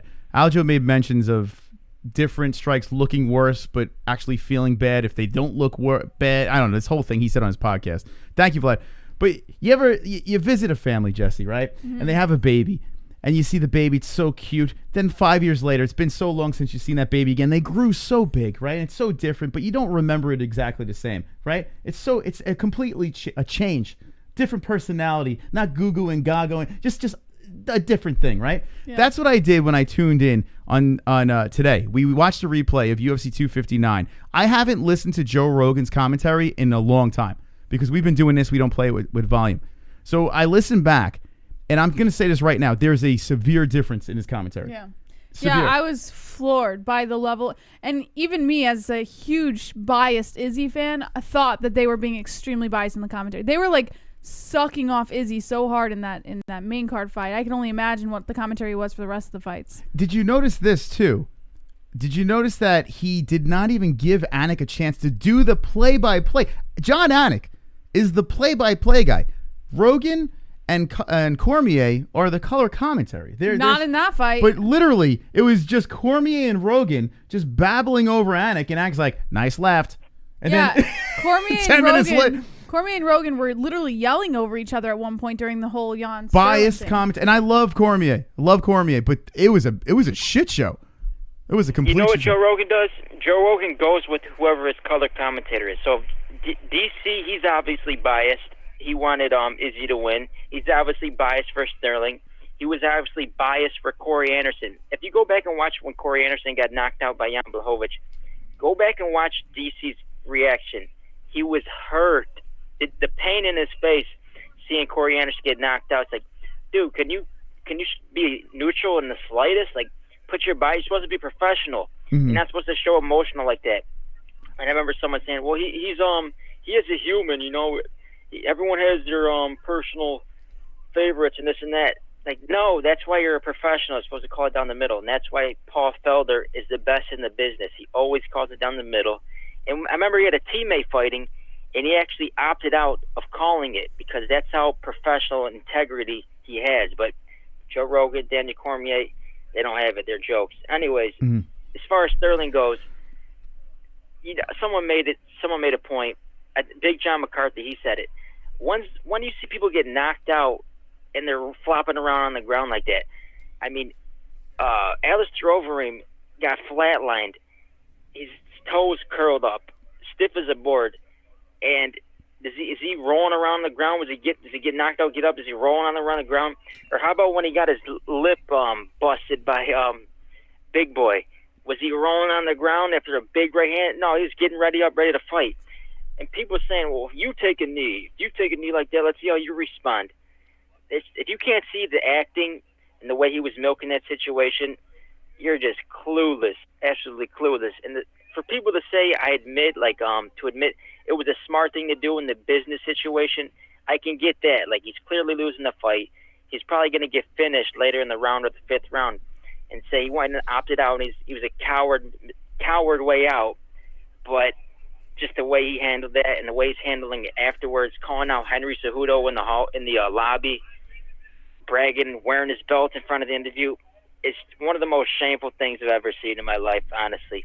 You know, there were some points in there that, I mean, I think I kind of get it. Like, I don't completely agree, but at the same time, I get where you're coming from. Because you're not lying. You're not saying things that didn't happen. There were things that were a little suspect. So Anthony Smith. Remember, people were praising Anthony Smith, saying, "Oh, congrats, Anthony Smith. He didn't take the coward's way out. He didn't take the easy way out. That's why he's got Lionheart, this and that." They're praising him, and now people are praising Sterling for saying, or they're not praising him. They're saying, "Oh, you take a knee like that, this and that." You know what? Another point is Eddie Alvarez. He kneed Dustin Poirier, and he was losing the fight, and that was a no contest. Like, he was getting destroyed by Poirier. He kneed him against the side of the fence, and they called that a no contest. That's the problem with these referees. They got too much power. They can DQ somebody, call it a no contest, take a point if they want. And Mark Smith, obviously biased. He wanted Sterling to win, so he just DQ'd Yan right off the bat. And people to say it was intentional. It was intentional. How do you know what his intent was? Obviously, it was illegal, but to say he meant to do it, he probably thought it was legal. He thought his knee was coming up, his hand was off the ground. For him to risk getting his belt stripped when he was dominating the fight, why would he ever do such a thing? Mhm. So that's just ridiculous. Well, I'm not going to talk about it. I tell you what, though, if he didn't know about the rule with the knee, right? If he didn't understand what grounding meant or whatever, he was saying something he didn't know the rule, whatever he was saying. If he didn't know that, he probably didn't realize that how serious it was. If he were to strike someone illegally, he would lose his belt. He probably had no idea, about that. If they couldn't continue. Can't speak English for one, and Mark Smith saying that he told him he can't even speak English. He probably didn't even understand you. I mean, Jon Jones was on his 9th or 10th title defense, and he did that. Mm-hmm. He needs someone. He's got like 20-something fights in the UFC, 9th or 10th title defense, and he needs someone on the ground illegally. And no one was saying, oh, that was intentional. Obviously, he meant to do it. No, they're saying, oh, it was an accident, this and that. But Petr Yan, it's obviously, oh, he meant to do it. It was clearly intentional. Here's the problem, though. The rule is flawed. I think we could all agree with this. That's got to change. It has to change. It's ridiculous. So in a title fight, it's just absolutely ridiculous. If you want to do it in another fight, fine, knock yourselves out. But this fight, a title fight, no, it should not be like this. It should be different. But when you have a serious, like this was an illegal strike no matter which way you put it, and when it happens to be with the head, the brain, we don't really know the severity unless we're Aljamain Sterling. We could assume that he's acting, or we can assume that he's telling the truth, but we can't really ride him too hard because we're not him. We don't know what he's really thinking at the moment. We could just assume. So to be incredibly hard on Aljo for milking it with the injury and stuff like that, I can't go too hard on him with that. I can't. I've been injured multiple times. I've handled injuries different than probably how you've handled injuries. You know what I'm saying? It's just how people are. Are you extremely dramatic when you get injured? Yes. Listen, it comes across dramatic. I get it. There were parts. But if he did get rattled, right? If he did get rattled there, you're not thinking properly, right? And he's trying to do damage control here in this situation, trying to figure out what he's going to do next. We don't know what's going through his mind. Just act how you feel. Yeah, but you think different than Aljamain Sterling thinks, I truly believe, my heart of hearts, I don't think he was trying to do something where he was trying to milk the system, take the belt. I don't see that. So I can't criticize him. That's just my opinion. I want to go back to this intentional point. Intent means it was an intentional foul. He meant to commit a foul. Mm-hmm. He knew Aljamain Sterling was down, and he threw it anyways. What if he threw it, but he didn't realize at the time that he was down, or he wasn't thinking clearly? That's the problem I have. That people say, yeah, but it's your job. It's your job. Your job. It's his job. It wasn't illegal. No one's saying that it was an illegal, but it could be a no contest because they do that all the time. But someone grabs the fence. All right, if you're a doctor, accidental fence grab, or what if someone pokes someone in the eye and they say, "Oh, it's an accidental eye poke," and someone's sitting there holding their eye. Or back of the head shot, or 12-6 elbow. If you're a doctor and you forget to leave a fucking tool in someone's body while you're doing surgery, but you didn't do it on purpose. I mean, like that's what you're trying to say here. It doesn't matter. His knee was down. It's a foul. And even if he didn't say he did it on purpose, he still threw an illegal shot in a situation he wasn't supposed to throw it. So no one's denying that. No one's denying that it was an illegal foul. That's not what I'm saying. I'm saying the intent. People are saying that it was an intentional foul. It is you intentional. know the difference between intentional and unintentional foul? Listen, if you disregard the fact that his knee he's grounded and you still throw that shot, it's intentional. Yes. Well, I think what Kevin, and correct me if I'm wrong, Kevin, but I think what he's trying to say malicious, you're trying to say. Well, he did ask his corner if it was okay, so that must mean that Jan did not know whether or not Aljamain Sterling was in a position to be kneed. You have to know. You can't throw at knee until you do know. You have to know. You can't just say, well, I don't see his knee. I'm going to throw it. You trust your corner for that, and that's what happened. But we don't know. The dude's not even speaking English. We did it. I know it's an illegal. It was his mistake. He made the mistake. It was an illegal foul. No one's denying that. I know, but we're saying you can't just say that he meant to commit a foul. Why? He threw an illegal kick. People do accidents all the time. People accidentally poke someone in the eye. People accidentally kick someone in the nuts. You think every nut shot is an intentional, illegal nut shot? You think every nut shot that lands, it was meant to do it? Yes. In this sport, you're fighting someone in a serious manner. You have 4-ounce gloves. You got knees. You're using your forearms and you're using every part of your body to murder another opponent inside a cage. There are rules set in place. If you throw it, even if it's by accident, it does not matter. It's still intentional. It still is. I can understand. That's where why the rules are. No, you're wrong, Moss, because the referee has the discretion to decide. You're throwing a strike to hurt someone. If it was an intentional night. Some say it was an accidental thing, or some say it was How do you intentional. John McCarthy explained this clear as day. John McCarthy's a fucking nut job. By the way, with Aljamain Sterling talking about John McCarthy, the dude's a narcissistical nut job. I don't even know if narcissistical is a word, but he's a narcissist, the dude. The dude is so fucking full of himself. He thinks he's God's gift to the fucking rule system and everything. And yes, he was a big part of the rules, but enough's enough, John McCarthy. Shut the fuck up. Let's be serious. He is, I agree, but he knows the rules like the back of his hand. He knows them to a T. And when he explains it, when he talks about Mark Smith saying you're not supposed to say I'm going to DQ him, you evaluate the situation and then you determine. I have a question for you. You're assuming that Petr Yan didn't intentionally throw that illegally, right? That's what you're assuming, right? Well, you got to think. Hold on. Is that what you're assuming? I don't know. I can't determine his intent. You don't know what's in his mind. And you also don't know what's what's in Aljo's mind at the same time, too. You're criticizing calm down. people. I'm trying to talk. You're assuming. You're getting too worked up. You're assuming, though. You're assuming. How do you spell assuming? You're assuming that he meant to do it. You're assuming that he was meant. It was an illegal illegally shot. That's the only thing we have to work with. We have an illegal shot. We have evidence. It's an illegal shot. You have zero evidence for your cause. You're saying that he didn't mean to throw the illegal knee. Okay, but that's not what he's saying. He's acknowledging that he did throw an illegal shot, but it's not. But he did not intend to throw. And maybe Aljamain Sterling didn't intend to make it look all theatrical at the end. Okay, we're just assuming because here's the deal. Kevin Bye. This is the deal. Everyone is assuming. Okay, everyone is assuming and assuming and assuming. Here's the deal. The only evidence we have is an illegal knee. That's the only thing we have. Whether he meant to throw it or not, it's not our job to just assume, well, he did it by accident. It's still a foul. That's the thing. It's so hypocritical. And then saying Aljamain Sterling, well, he acted, and this and that, and he shouldn't have done it this way and that way. We're assuming that he's not hurt. Everyone's just fucking assuming.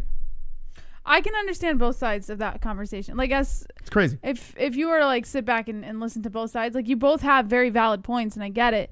I think maybe there's some misunderstanding in what you guys are trying to. I know exactly what he is saying. He is trying to angle something to prove a point, and I am giving a fact. No, I don't think he's trying to angle it. I don't think he's trying to angle it because I can understand what he's trying to say. What's the point then? Well, I can try to explain it to you, but you'll just get upset as well. I don't think you're fully understanding what he's trying to say. Explain it. He's saying that, yes, it was an illegal shot. He's with you on that. I know. But it's difficult to say that it's an intentional shot because Yan did call to his corner, asked if it was okay to do. His corner did tell him that it was okay to do. And I understand, as a fighter, you should recognize what position your opponent is in no matter what. Yeah.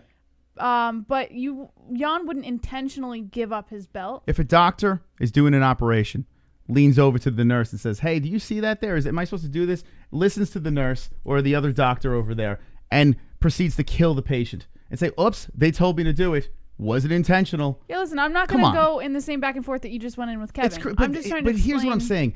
Everyone is looking for reasons to complain about things that are completely out of our hands. We could only discuss the facts.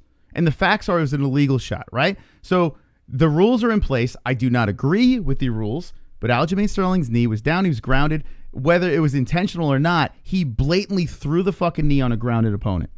That's intentional to me. But we acknowledge that. But I guess this is the dumbest conversation I've ever done. I guess intentional is interpreted. The whole argument is who interprets intentional as what. This is the dumbest fucking argument ever. Why are you? It's just dumb. 516-522-0267. Call up and please don't talk about intentional and non. I mean, listen, it was a foul. People have opinions. I understand, but I debunked his opinion. I already did. I dismantled it. You feel that way, doesn't? I'm the host. 270. Welcome to the MMA-Holes. What's your name and what's on your mind?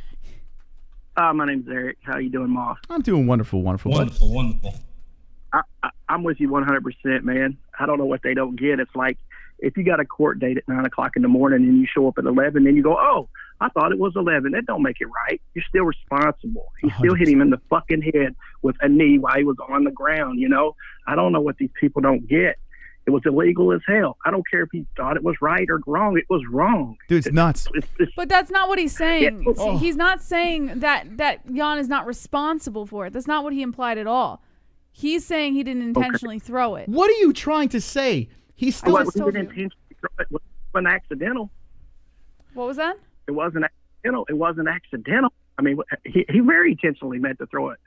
Yes. You know, I think he was confused with the rules, but that's on him. You know, that is on him completely. What if I don't get what people want. What if they would have stood the guy up and kept fighting and he would have got killed? You know what I mean? It should have been over right then and there. What he did was wrong completely. It sucks because he was winning the fight completely. You know? Yeah. I just don't get. There's a lot of hate. It's going crazy, on, you know? man. It is crazy because this situation is so out of control. Petr Yan had every chance of winning this fight, and he does something like a knucklehead would do, and then we have the theatrics of Aljamain Sterling, and the memes are running around. Aljo's, you know, dancing around with the belt, and you know everyone's going crazy over this thing. But hey, we got to deal with it. You know why he's doing that? Because he knows in the next fight he's going to get handled. Watch, he'll get destroyed. I do believe in the next fight. You know, I really do. It does seem like that's the case. I think Petr Yan will kill him in the next one. I do. I don't even think it's going to be close. I mean, you get to kind of tell in the fight it was like really starting to be one-sided. I thought anyway. Mm-hmm. I thought he was breaking, you know, and then I don't know why he hit him with that knee. It was crazy. He was winning the fight. It's baffling. But anyway, absolutely. Yeah. All right, man. Thanks for the call. And the Joe Rogan hate. I yeah. don't really understand why you're hating on Joe Rogan so bad. I mean, it was kind of hard not to pull for Izzy because everybody, if you're a real fan, you know what is next if Izzy wins. The biggest fight ever, him and Jon Jones. And everybody was wanting that. Mm-hmm. I think that's a lot where that bias maybe come from, you know, because now that fight's out the window. You know what I mean? Yeah. Here's the thing. Yeah, they are human beings. Like we ride them, and it's their job to be professional, this and that. But at the end of the day, they are human beings. We know from experience that we become biased when we're doing commentary, but we don't take it serious because we don't have ESPN paying us the money to be unbiased and give them, you know, the fans what they deserve, an unbiased commentary. We get biased over here. But when it comes to with Joe Rogan, you expect the highest caliber of commentary. And I have noticed that it has kind of decreased. Like I do notice he kind of is kicking back and just enjoying fights like a fan. He's kind of watching the fights as a fan rather than a commentary guy, you know? Yeah, but can you imagine with no Joe Rogan how bad it would be? Like big thing of them. Oh my God. Yeah, that's when it's real bad. It'll be more robotic, you know? But you do have. I mean, Paul Felder is decent. Dominic Cruz, I'm not a big fan of Dominic Cruz, but if you want that technical aspect, I get. Yeah, Joe Rogan's got that personable, that humorous, and that everyday guy persona that helps. It does. It softens the blow of the commentary for sure. But you know, both of them guys was wanting that Jon Jones fight, especially DC. Mm-hmm. You know. Oh yeah. So, hey man. All right, Moss. Thank you, buddy. Hey, thanks for the call. Yeah, I mean, it's kind of crazy, man. You know, like I want to ride Joe Rogan. You know, there is a decline with his play-by-play, his color commentary, but that's turned into this weird play-by-play now. I was confused. I was literally watching the fights back, and I was like, who is the play-by-play guy? Who's the color commentary guy? Like, they're all just kind of yapping over each other, and I don't even know what John Anik's job is. Like, I really don't. He maybe announces a couple of commercials or live reads or gives the tail. Does he even give the tail of the tape anymore? I think, yeah, he gives the tail of the tape. But that's about it. Nice right. Ooh, good kick. And then it's right back to DC and Joe Rogan just rambling about something, you know? It's strange. 516-522-0267. Give us a call and let us know what's on your mind. We got a donation coming in. Oh, shit. Sorry, guys. Wonderful. Hang up on that. Get this in. Oh, it's Joe. Why don't you donate for once in your life? Who is the real joke here? It's Joe Rogan. That actually was Joe Rogan. Thank you, Joe. Appreciate that. My man. Wonderful, wonderful.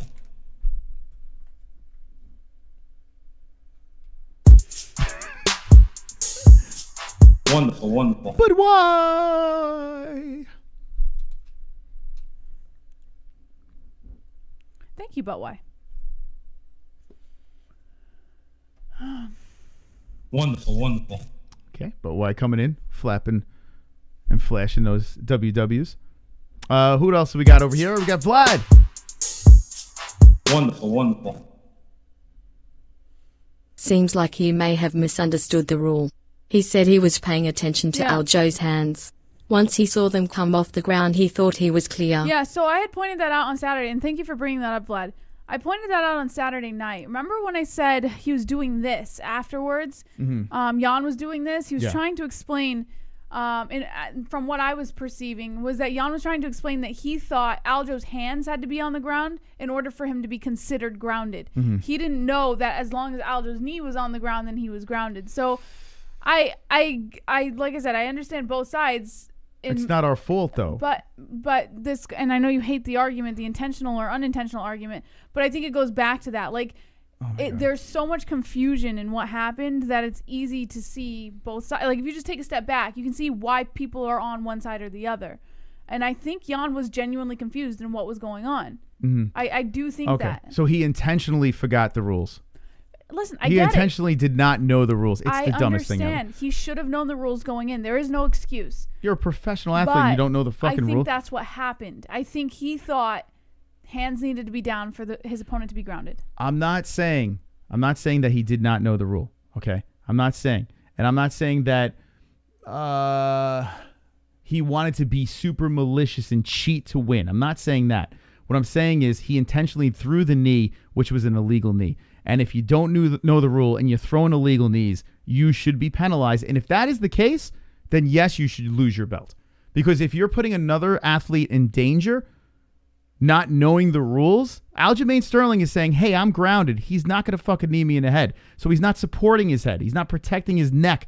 You know, he's literally not knowing that knee's coming and getting cracked. And that's the problem. If a fighter gets hit and doesn't get a chance to brace themselves, they could get seriously hurt. So the fact that he did not know the rule and then throws it, I mean, that does not make it any better. It actually makes it worse. Super chat. G-Tech. He chose to gamble on a strike he was not sure about and did it anyway. That intentional common sense people. I'm with you.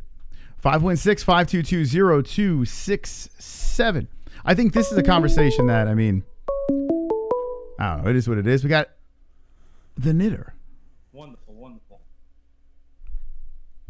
Ann, how you doing? Hey, how you doing? Wonderful, This is wonderful. Jesse. Happy birthday, Moss. Why, thank you, Ann. Thank you so much. Appreciate it. Yeah, I guess you probably don't want to hear the same subject again, so. Well, you can go for it. I'm going to take a piss. You can tell Jesse. Okay, I will tell Jesse.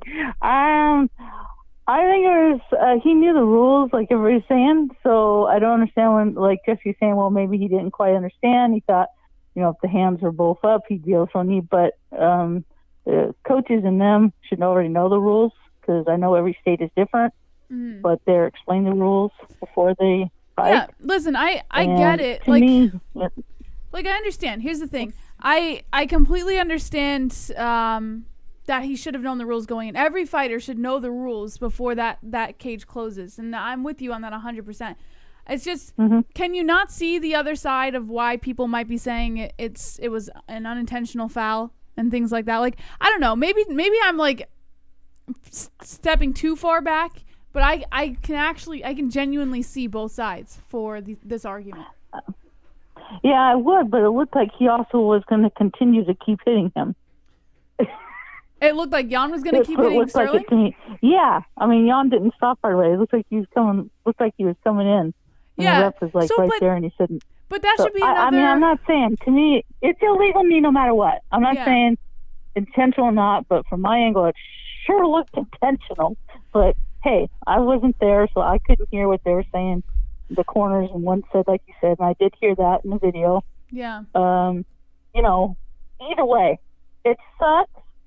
I know Aljo was happy to get it. I know he felt bad to get it that way. Nobody wants to get it that way, but he is the champion. That is the rules. The rules are there to protect the fighters. Yeah. All the fighters. And whether he was losing, which he was, I will not say he wasn't losing. I bet him to win, but he was getting his butt kicked, and I'm not saying he wasn't. And if it wouldn't have happened, Jan would have won. And happy for him. That's great. That's brilliant. But it just, he screwed up. I mean, Jan screwed up. He definitely screwed up. I'm sorry. But do you think the belt should have been handed over to Sterling after this knee, or should it have gone to a no contest and the belt up in the air? Because Sterling was not winning the fight. Yeah. As the rules as they're right there, I think it's the way the rules are now. They should just stay that, because if they try to change it, after this, maybe they will. I don't know, because this is the first time I think I've seen that this has really happened like this. Yeah. And I don't think either fighter knew that he was just going to get disqualified and then he was going to get the belt, Aljo. I don't think they know that. I mean, maybe a no contest? There was a little part of him, I'm convinced, that probably thought they were going to declare a DQ and give him the belt. Yeah, so let me just say this. You think so? Aljamain Sterling's a very smart guy. He's a smart dude. That's one thing I can say about him. When you watch him break down fights and stuff like that, he really knows. So if his head was clear there, if people's conspiracy theories of Aljo maybe not being concussed and milking it, if that is what people are thinking, then in that case, Aljo very well knows the rule. The Anthony Smith thing jumped in everyone's head. Yeah. And I have a feeling if he wasn't fucked up, that Anthony Smith jumped in his head. It's like, wait, Anthony Smith turned on the belt. I don't know if I'm going to do that. I'm not saying that Aljo did that, but if you think he had a clear head, of course he thought that. There's no doubt in my mind. I don't think he had a clear head. It didn't look like he was faking to me. Mm-hmm. I don't think so either. He was hit. I heard it. Even in the casino, the loud, I heard that slap. I mean, that was loud. Yeah. Jan has hard kicks. I mean, that kid, he's no light-handed. You get hit, you feel it. Yeah. And that knee was full on. I mean, he definitely got hurt. I mean, yeah, that replay right on the temple. You can tell. Right, not expecting it on your temple. I was getting fights on Twitter about this and IG. It's pretty fun. Going at people you don't know, going at you. It's just fun. But either way, whatever is going to happen on this, they're either going to have to change the rules, like you were saying, something different, because this never happened before. And, hey, Aljo's got Sterling's got the belt. What are you going to do? He's going to be happy with it. Of course he is. Hey, let him celebrate. Maybe he didn't want to win it that way, but I don't think he was faking it, really. Yeah, he dropped the belt. He took the belt off. You could see he was incredibly emotional. He was upset. Listen, so you're saying he did all that as an act? You're saying, Jen? I believe he was emotional in the moment, and I believe that, but I don't believe the emotions are for what he made it to be across. Maybe he was just as emotional because he knew that he was going to get lit on fire by the MMA community. This guy's got to come on the show. We got to get Aljo back. We have to get him back. He was not going to have it easy. Or the heat in the moment, too, like right then. That's how he felt. It's kind of like trying to interview a fighter right after they get a really bad beating, really bad, He needs to come here and explain himself. He needs to explain himself to him. The heat in the moment. Yeah, that's how he felt right there, and that's what he did, And afterwards, that little interview, whatever he did, they shouldn't have done that. I hate it when they do that. When he was still hurting, it's like, let the guy go get checked out, then go, But he got cleared, and listen, I get it. And he even said concussions are all different levels, and, the severity of a concussion, it's not all the same. And I get it. But he got cleared so quick. He was completely coherent during that post-fight interview when he found out that he was getting the belt. Like, listen, I understand that he got severely injured inside the cage, but there were so many things that occurred after that knee that just made it extremely unconvincing. Listen, maybe that's why I can see both sides, but I don't know. To me, it's not very convincing. What'd you think of his face-off with Henry Cejudo? What'd you think about that after the fight? God, Henry. Freaking Henry Cejudo. God, that was so funny. And the little laugh afterwards. I mean, come on. That's just so fake. And Henry Cejudo, too, apologized. He was hard on him on social media and then wound up backtracking and apologizing to Aljamain Sterling. So this is just. And it's like you said, he's taking it. Maybe his coaches and the other people said, they all came, take it into stride. Be proud. That's what I'm saying too. I don't think he wanted to win this way, but I don't think he wants to get all, like here's the belt. All right. Well, Ann. Hey, Kevin's making fun of me again, I guess. Saying crap. So. Screw him. Kevin. He's a knucklehead. I've already told you, Kevin. I like you. I don't hate you, but you continue to put crap in there about me and saying stuff that I'm fat and all this stuff. So you know what? Fuck you. Oh, shit. Oh, shit. Man, Ann going hard on him. Yeah, just run everything, Kevin. So, fuck you. I was joking around fine. But you know what? You're going to continue to say shit about me. Forget it. I don't think it's nice. So, wow. I don't think it's nice. I goof around too, but when you keep doing that and saying crap, forget it. Your opinion's not the only opinion. Everybody else has one too. So, just lay off me. I think we have the real fight right here. Ann versus Kevin. Screw Aljo and Jan rematch. Yeah. I'd kick his ass. Yeah. Well, Ann, thank you for getting that out. So, yes. And I made money off the fights, by the way, off of Cruz and off of Sterling, of course. Nice. So I was happy. Congratulations. Got my money back, and I made $4.50. Hell yeah, Ann. That's a win. Yes. Wonderful, wonderful. So I was happy. Congrats, Ann. Betting. Didn't do too bad.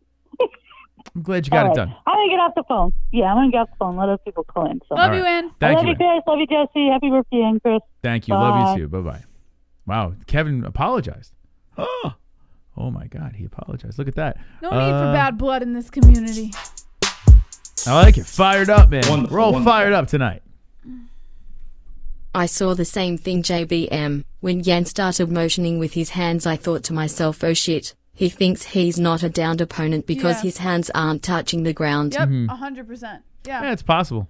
Yeah, I mean, it was easy to catch the moment he started doing it. I mean, listen, nobody is going to blatantly give up their championship. Like, it's not like Jan was like, oh, this would be the perfect opportunity for me to give my belt away.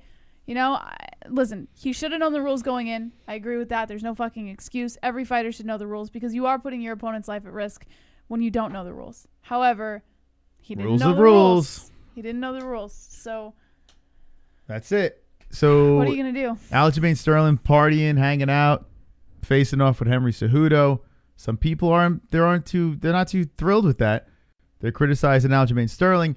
And let's get your phone calls on it. Super chat. Let's see what you think. Are you Team Aljo, Team His Jan? old promotion allowed knees to ground at opponents, so he may have had a brain fart, but if you actually put the wrong answers on a quiz, you still fail.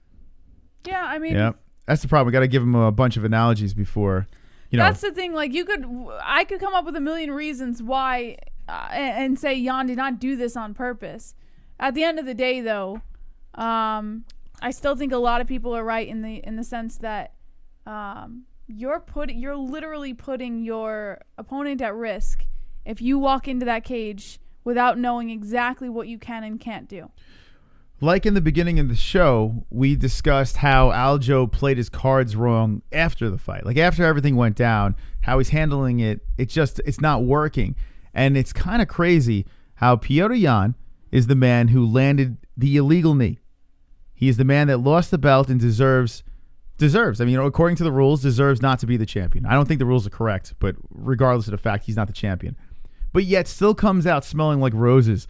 When you go on his Twitter, I mean, this is me trolling, but when you go on Petr Yan's Twitter, he just comes across as, like, he just keeps on posting pictures of Aljamain Sterling screwing up, right? And it's kind of crazy how the man who got the penalty, more people are favoring. Because Aljamain Sterling's just mishandling it. Now, let's see what we got here. This is 4 hours ago. Let's go back. So this is the tweet that you said. There's another one here. Let's see. Where do we start? Okay, here we go. Here, it starts with an apology. That's the first tweet after the fight. What does the tweet say? I apologize and wish a speedy recovery to the Funk Master. I didn't mean to throw an illegal strike. I just made a big mistake and paid for it. Okay, so there, classy tweet. And then, like, literally moments later, boom, here we go. Jon Jones. Jones said Aljamain came in great shape. He fought every second of that fight. Not his fault. He got illegally kneed. Congrats, champion. You did it. And so if Anthony Smith, would he feel the same way for Anthony Smith? He came in great shape. No? Okay. And then Petr Yan said Anthony Smith should have taken your title. There we go. Boom. So, I mean, what everyone was probably thinking, right? So he's right there. Then this is the tweet that comes out. Marab, who is another Long Island guy, Law MMA, tough dude. Well, here they are posing with the belt. Check that out over there. And Anu and Funkmaster. Now, a little bit of a slap in the face. Not for nothing. He should not be posing with the belt. Well, what about hashtag Anu? And like, you know, it just looks fucking cringy, Here's my right? thing. And this is the final thought that I had. He didn't necessarily earn the belt. Yes, technically he won the belt. But it's not his belt, guys. Let's be real. Okay, so now Petr Yan says, Glad to see the champ is fine now. this is amazing. Like, this is amazing. Like, he's not doing this long, drawn-out thing. He just is glad to see the champ is fine now. Hilarious. Okay, we got more over here. Okay. Sterling said, all that talking stops when face to face. We can do this fight next instead. Dana White. And then what is Jan said paper champ ducking the rematch already. Okay. And the tweet that Aljamain put out was him and Henry Cejudo. It's like, think about this, guys. Guys. And here's what I'm saying. Like, it's just repetitive. It's a bad look. Of Aljo. I feel like he keeps shooting himself in the foot. Right. So this is what Jesse showed before. Okay. And this is Petr Yan says, I won't accept the belt this way. 5 minutes later. So now he's putting means. Now Jan's had enough. As soon as the Henry Cejudo thing comes out, Jan's like, all right, the gloves are off. So here we go. Another one coming in. This is Aljamain Sterling. Okay. What does he say? Maybe Petr Yan need a break from champion. Life is short. Break the rules. So that's the witty meme that Aljo comes back with. It's just like, maybe him hanging out with Henry Cejudo, maybe that's why Aljo's being so cringy. So what does Petr Yan say? You took that knee like a champ. Done celebrating yet? Yo, Petr Yan is, maybe it's not him writing these things. You know, he doesn't speak English, but maybe he is. I don't know. But if this is him, dude, the guy is killing it. He's literally slaying Aljo. Every move that Aljo has made thus far, it has been a bad look, in my opinion. It's crazy, man. There are so many ways he could have handled this to keep the MMA community on his side throughout the entire thing, and maybe even won some people over after the whole overacting accusations and stuff like that. But he has just, time after time, continuously dug a deeper hole. It's weird. It's really weird. I say, now that you're here, Aljo, and you're posting the memes, I say go full-blown heel. Just go for it, man. Fuck it. Don't make excuses. Don't come out with podcasts. Yeah, you can't make these kinds of posts and then come out with a 20-some minute podcast making excuses for yourself. Like, yeah, it's you either flip-flopping. make the posts and you hold on to that character, or you defend yourself and you hold on to that. You can't do both. I think he still's got the concussion, to be honest with you, Jesse. I think he still, because 1 minute he's making excuses and he's crying about certain things, and the next minute he's posing with the belt. Pick a side, dude. Be the cringe. Go for it. Just rock with the belt and say, I'm the champion. Throw it in his face. Go the heel. Yeah, but don't try defending yourself if you're going to do that. Or if you're not going to go the heel, do your podcast, push the belt to the side, and and say, let's make the real, let's run it back. I mean, but this is Aljo's way of doing it, and we'll see how it turns out. 516-522-0267 is the phone number. Let's go. Boss, there was no concussion. He was cleared at the hospital. I know. And then he tried saying on his podcast, just because he was cleared from the CAT scans doesn't mean there wasn't a concussion. Wasn't he saying he was throwing up or some shit like that? He said he threw up once, but he said he didn't know that if that was because of the adrenaline dump or whatever. Yeah, it's just another excuse. Who knows? It's so, go full WWE. Go for it. You're hanging out with Henry Cejudo. Might as well, and you put the tweet out there. Go for it. Why are you pumping the brakes, man? Just go for it. I say go crazy. Like, I'm the champ. I'm the real GOAT of 135. Come and get your belt. I mean, you might as well at this point. It just makes no sense to just keep defending yourself. I think what will happen is people will buy into that. The fan base. I'm sure he's got people bought into the Henry Cejudo cringe. I'm pretty sure Aljo still has plenty of supporters that are, ride or die with him. But I think he could really capitalize on this if he plays his cards right. He needs a PR guy. He needs me to be his PR guy and talk to him and say, hey, Aljo, this is how you do it. 561, you're live at the MMA-Holes. What's your name? What's on your mind? Hey, Jess. Hey, Chris. It's Clarks. What's up, Clocks? What up, Clocks? Hey, guys. Question for you. The other day, I called in. Actually, I super chatted in, Chris. I don't know if you remember. And I asked you about the Zhang-Rose possible fight and what you thought. And Jess was pretty much on my side, thinking that Zhang will walk through her like I do. And you thought that Rose had a really, she has her right head, that, that she's gonna, that she would have a chance. And then you brought up about Joanna, how, when they both fought Joanna, it was a war between Joanna and Zhang, and Rose, knocked her out in the first round, in the first fight, and the second round was a close decision. And I understand you using that comparison because it makes your argument better that, Rose has a really good chance. But you didn't use the Andrade argument. Okay, Clocks, listen, I hear what you're saying. And I think it's going to be a competitive fight. I'm picking Weili Zhang, though. I am picking Weili Zhang in the fight. I think it's going to be competitive, though. But we're talking UFC 259, man. Where's your head?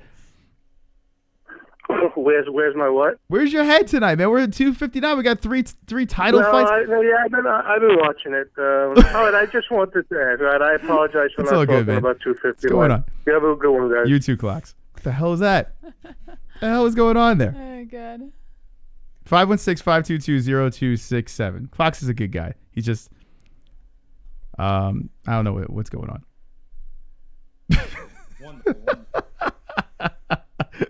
All right, let's get some calls, man. UFC 259. Let's go. Let's get the party going here. I want to hear your thoughts. 510, you're live with the MMA-Holes. What's your name? What's on your mind? Darrell from Oakland. How you guys doing? Wonderful. Congrats on the kid, Jesse, and happy birthday, Moss. Thank you. I've been watching the show. I wanted to dive a little bit into it, the UFC 259 card. Well, I don't think you guys have talked about Islam Makhachev yet, man. I think that dude is a beast, man. He is a threat, and I think within too long, it could be a whole year, maybe a little bit shorter than that. He might have a chance at the title. You never know. He's been doing some great things, and he looked impressive a couple of days ago. Yeah, man. I'm glad you brought him up. Islam Makhachev is someone we cannot dismiss. Guys calling out Tony Ferguson. He is a beast. I was a little skeptical going into this fight, still picked him, but now I'm not. I'm on board. I think the guy is the real deal, so I'm really excited to see what he can do. Yeah, he has a great style. His style is very similar to Habib's, and he's going to be a guy that those top 5 lightweights are going to have to deal with eventually because he's a big threat. But getting into the Yan things you guys were talking about, I agree with both sides a little bit. I like what Aljo said about Yan, and it's something that I've thought about him when he said, as a champion, as a fighter, you're supposed to know the rules. Like, it doesn't really matter anything. It doesn't really matter. Like, you have to know the rules of the fight. You can't just go in there and not know what you're doing. Like, regardless if you're from a different country or not, it's a world sport. There's different people from different countries that fight in that sport, too, that know the rules. You got to know the rules. 100%. Yeah, but for Aljo, I don't like it's just parading around with the belt after you dropped it in the cage and taking pictures and acting like you're the champion, and then you want to sit there and try to fight Cejudo now, and it's like, come on, dude, like that's not the route. And he could play the full blown heel thing that you said, but I mean, I don't think that's in his character, so I don't see him doing that. But it will be interesting to see him go that route, but I don't like it. Yeah, it seems like he keeps digging holes. And you know what? It is respectable being more yourself as an athlete. And, you know, in a time where, you know, the heel sells, you know, the crazy character, the call outs, the trash talk sells. Aljo's confusing to me because one minute he's talking trash, the next minute he's making a million excuses. So I can't figure out, like, where are we going with this? You know, like Kamaru Usman coming up, I felt like he was kind of like that, and now he's kind of settled into who he is. And people may not like him, people may like him, but at least we know what Kamaru Usman is. With Aljamain Sterling, I'm confused. You know, I know him from personal, like the guy's a really nice guy. You know, I think he's a classy guy. I think he's an intelligent guy. He's a good fighter. But, you know, then you see him like trolling online, and I'm trying to figure out, okay, Where are we going with this? Because it keeps backfiring. Yeah, I don't know where he's going with it. We'll see. Hopefully these guys get this rematch started very soon. But one more thing before I get out of here, I wanted to talk a little about well, I'm not even going to really discuss the women's main event because, I mean, that was ridiculous. That's like lambs to the slaughter. I don't even understand why they even have the division. At this point, when it comes to Nunes, like, it's either when she decides to retire, I feel like that division will go away and the 135 division will become very irrelevant, even though it's a couple contenders maybe left for her to fight. But I don't see anything really interesting for her in the near future. Yeah, I agree. I think once Nunes is gone, I think they're gonna phase it out pretty quick. Yeah, I don't see that lasting very long. It's so funny. They made the division for Chris Cyborg, and now they can't take it away from Amanda Nunes. It's it's her bitch, that division. Oh, yeah, she ran the Bellator. Ran the Bellator. It's crazy. After getting knocked out. But last thing about Kevin was from Chicago. Excuse me. When he was talking about what Joe Rogan was. Joe Rogan definitely is. If you guys just turn the whole TV off and just listen to him commentate that main event, it sounded like he'd make it sound like Israel Adesanya was completely picking Yan apart. And it's like Yan was parrying a lot of those shots. Yan was doing a great job of not falling for a lot of the feints that Israel was throwing. Even though Izzy did have a great performance and it was a close fight, closer than what the scorecards and called it. The way he made it sound like Israel was just destroying him, and it's like that was not the case at all. It's funny that you mentioned that because when you said that Jan was doing a good job not falling for the feints and stuff like that, because I think in like the what was it, maybe the third round, somewhere around like midway through the fight, Daniel Cormier had made a comment that Jan Blachowicz needs to stop falling for the feints because he did. Yeah, so all I was thinking, and we watch whenever we do the reactions, we watch with no commentary. And all I was thinking was he wasn't falling for the feints. I actually saw Jan winning the fight for the majority. I mean, maybe the first round you could give to Izzy, and then everything else was in Jan's favor. And it was even tough for me to admit, but to hear the commentary when we listened to it a day later I was floored. I could not understand why the commentators were so high on Izzy in this fight. It is weird because everyone knows Jesse's a super fan. She loves Izzy, right? And for her to say, wow, this is biased, I was shocked. I was absolutely shocked that Jessie was saying that. I thought she would use it as leverage in any of her arguments, with the loss. But no, I mean, she even saw it. So, I mean, it's right. It's there. Everyone's seeing this. Yeah, Joe Rogan was saying, like, Izzy can play this style all game. Yes, he's a point fighter. He's a counter fighter. He can't do that. But you act like Jan is not a good enough fighter to fight and dictate and fight that same way. Yeah. Jan was getting tired at the end of that fight. I will give him credit. He was getting tired. And to kind of go into the Jones, even though I know you're a huge fan of Izzy, and I like Izzy too, but I think he will go down to middleweight and he will continue to dominate the division, but he needs to pump the brakes a little bit. I remember I donated yesterday, or the day after right after the fight, I donated a couple times explaining why I don't think a fight between him and Jones would be an ideal situation for him right now. Look, build your name up, continue to dominate that division. And when you finally come back and, put on a little bit more size on you, just a little bit more. He looked really light when Jan was on top of him. Jan looked so much bigger than him when he was on top of him. And it's just, I don't like that when it comes to him fighting Jones. Jones he's a different fighter, man. When he gets on top of you, he's not a guy who's going to get tired. He doesn't gas. When he gets a hold of you, he can throw you on the ground. Nah, so, Izzy's going to win against Jones. We know it. I don't. Yeah, if the fight stayed on the feet, I think Izzy would have a good chance. But Jones if he feels he's getting outclassed on the feet, he's gonna try to he's gonna go berserk trying to get that takedown. So I don't. You're not gonna win this one, man. I mean, I feel your pain. You're not gonna win this one. but thank you guys for letting me call in. I pray for you guys and you guys' kid, and happy birthday, Moss. You guys have a good night. Thank you, my man. Appreciate it. That was a good call. Yeah. 516-522-0267. Want to hear your opinion. Made some very fair points. The only point that I didn't agree with was that he thinks that Izzy's going to beat Jones. Everything else makes perfect sense. Well, I disagree. 281, you're live with the MMA-Holes. What's the name that's on your mind? Hey, how are you guys doing tonight? This is the man without a song. What's up, Manny? What up? Wonderful, wonderful. Happy birthday, Mom. Thank you. Appreciate that. Hey, hopefully my question doesn't go too, like, it's too random. But what I was thinking of, you know, with the whole Sterling thing was, what do you think about there being less rules in the UFC? You know, the fact that this is a fight, and in a street fight, yeah, you can't say, hey, my knee's down. You can't, you know, hit me. But here's the problem. And the UFC used to be that way, where there weren't as many rules and certain elbows and strikes were allowed. But it's not even the UFC making the rules anymore. It's the commission. It's the state commissions that are cracking down on this because they don't want to get sued. They don't want these organizations to get sued. You know, they make their money off of these sports, and as long as the sport stays safe and grows, and the commission is doing well. So it's not even the UFC anymore. The commission is completely taken over on these rules. They're human beings, so they have to protect the athletes in order to preserve the integrity of the sport. Yeah. But what I like to see it, go back to the old days, man. Like, let's go. Soccer, let's just do it all, man. It's a fucking cage fight. It's a war, you know? But I understand. You gotta keep them safe.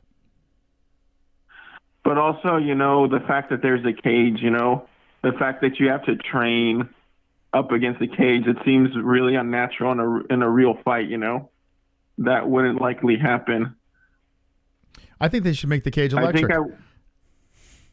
I think do like a basketball court, take a basketball court and put padding, like wrestling padding over it. Spikes. And then just have the two guys fight it out. They also should have a pit in the middle of the octagon too, you know?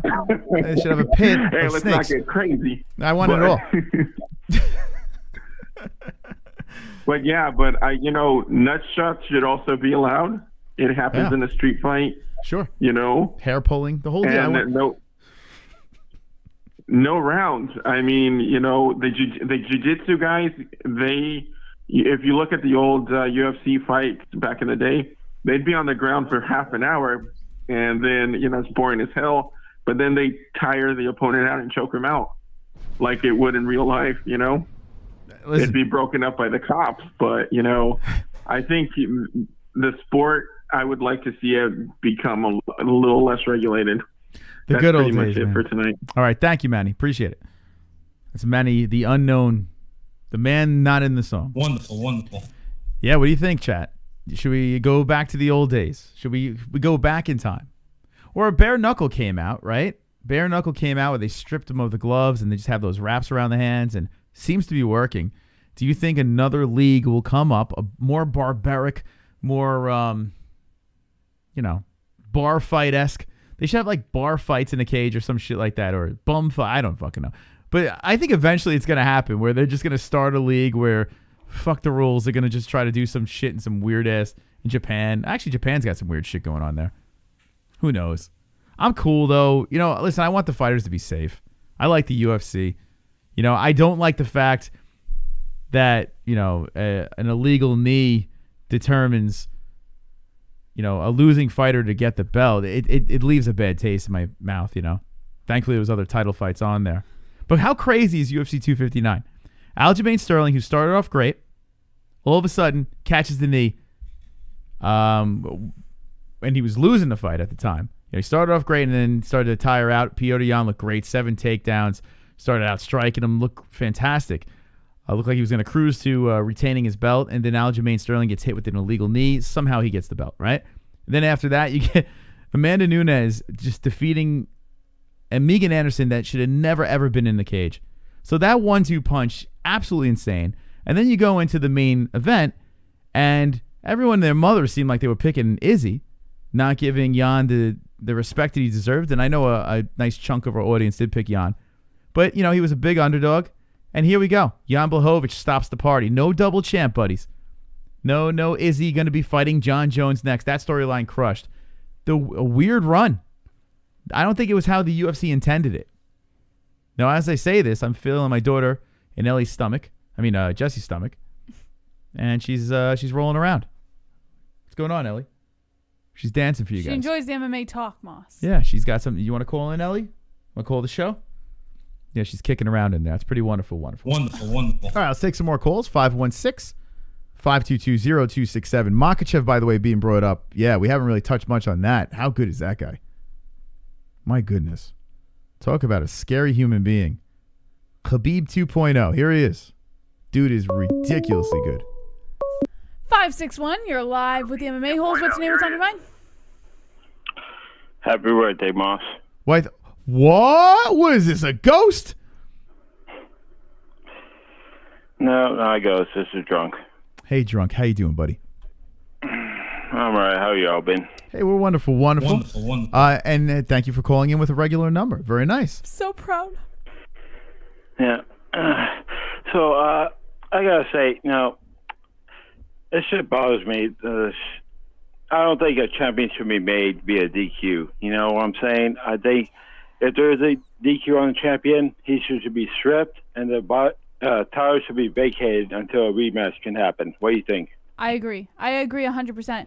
It's kind of like what Moss said when I got the rule. When a fighter, like say the champion throws a foul, like an illegal knee or whatever, if the champion is winning the fight, make it a no contest, strip the champ, or if the opponent I'm saying this. I'm saying it. If the I'm sorry. Yeah, you're right. I apologize. If the opponent is winning the fight, then make it a DQ and give it to the opponent. But if the opponent's losing and the opponent is the receiver of the foul, the belt should not go to the opponent. It should not. No, exactly.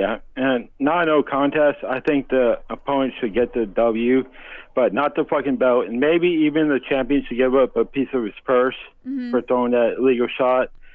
I don't know, but champion should not be made that way. I'm sorry. And the way Aljo is fucking handling this, I don't agree with it. I mean, when he left the belt in the cage, I mean, it should have been that. He should have handed it back to Dana White and be like, yo, I'm not the champion. Just like GSP did with the interim belt when he beat, Matt Hughes? Mm-hmm. That's what he should have fucking done. He'd be like, I'm not the fucking champion. Let me beat the champion in order to win this fucking belt. Yeah, and he drops. Go on fucking social media and like pose with it and be like, oh, I'm the champion now. Then he's trying to fucking call out fucking Cejudo right now and like try to make that the next fight. Like, fuck that shit. It's confusing. He dropped the belt. He's on his knees crying in the cage, and then the next thing you know, there's a bunch of pictures that pop up. It's really weird. It is. It's just a bad look, right? Exactly. I mean, come on, man. Yeah. I mean, no fighter wants to win the fucking belt like that. They really need to change the rules. You know, I like that you're drinking again, man. I'm into this, Drunk. You need to. We got Drunk Savage back, baby. We got it back. We got it back.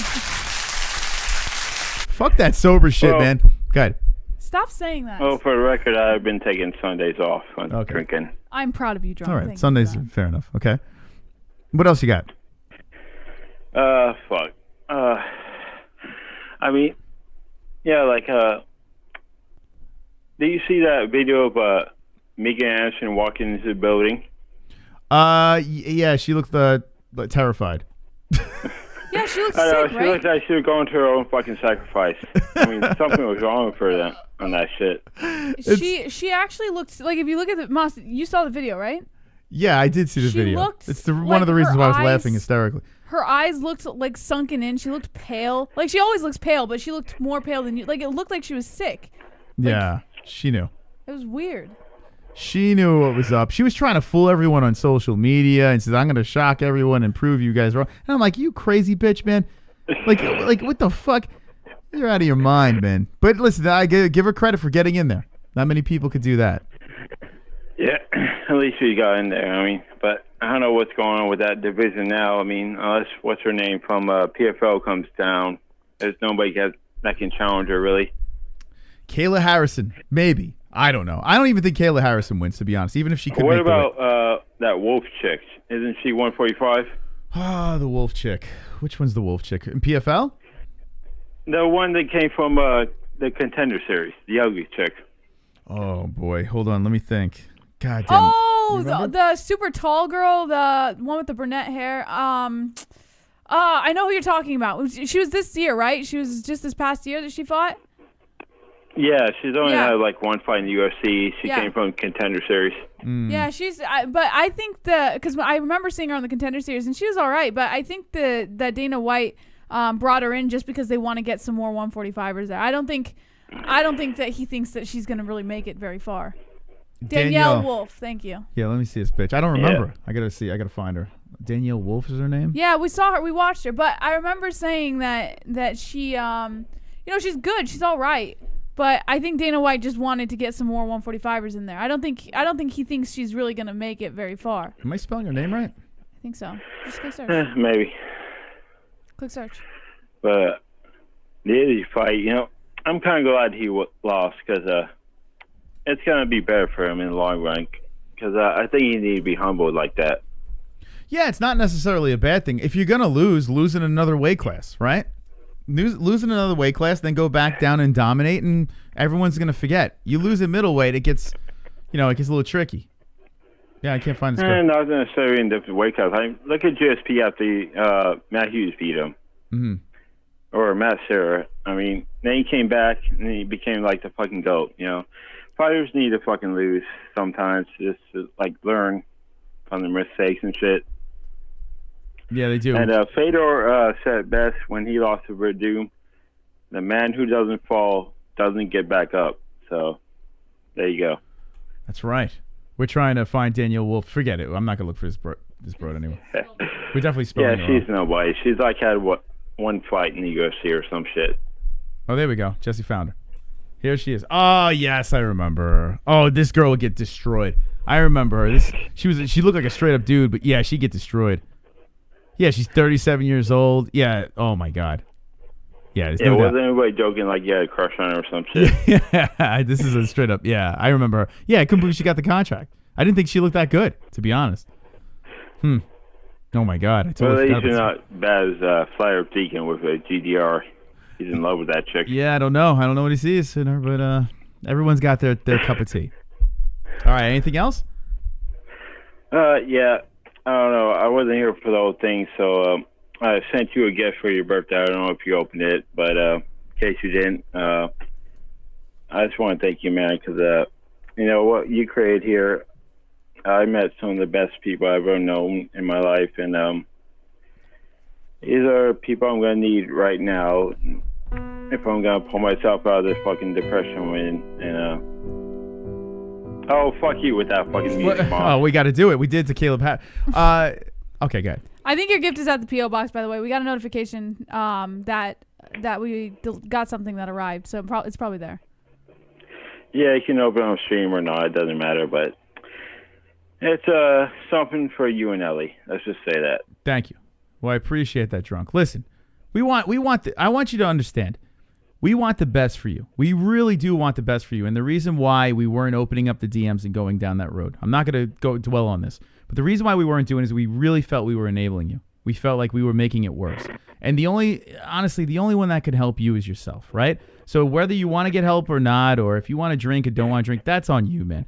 All right? If you want to hang out here in the community and have some fun, just hang out in the community, man. No one, we all wish you the best. Trust me, you weren't enabling. You were helping me more than you knew. The situation in my life was the things fucking me up.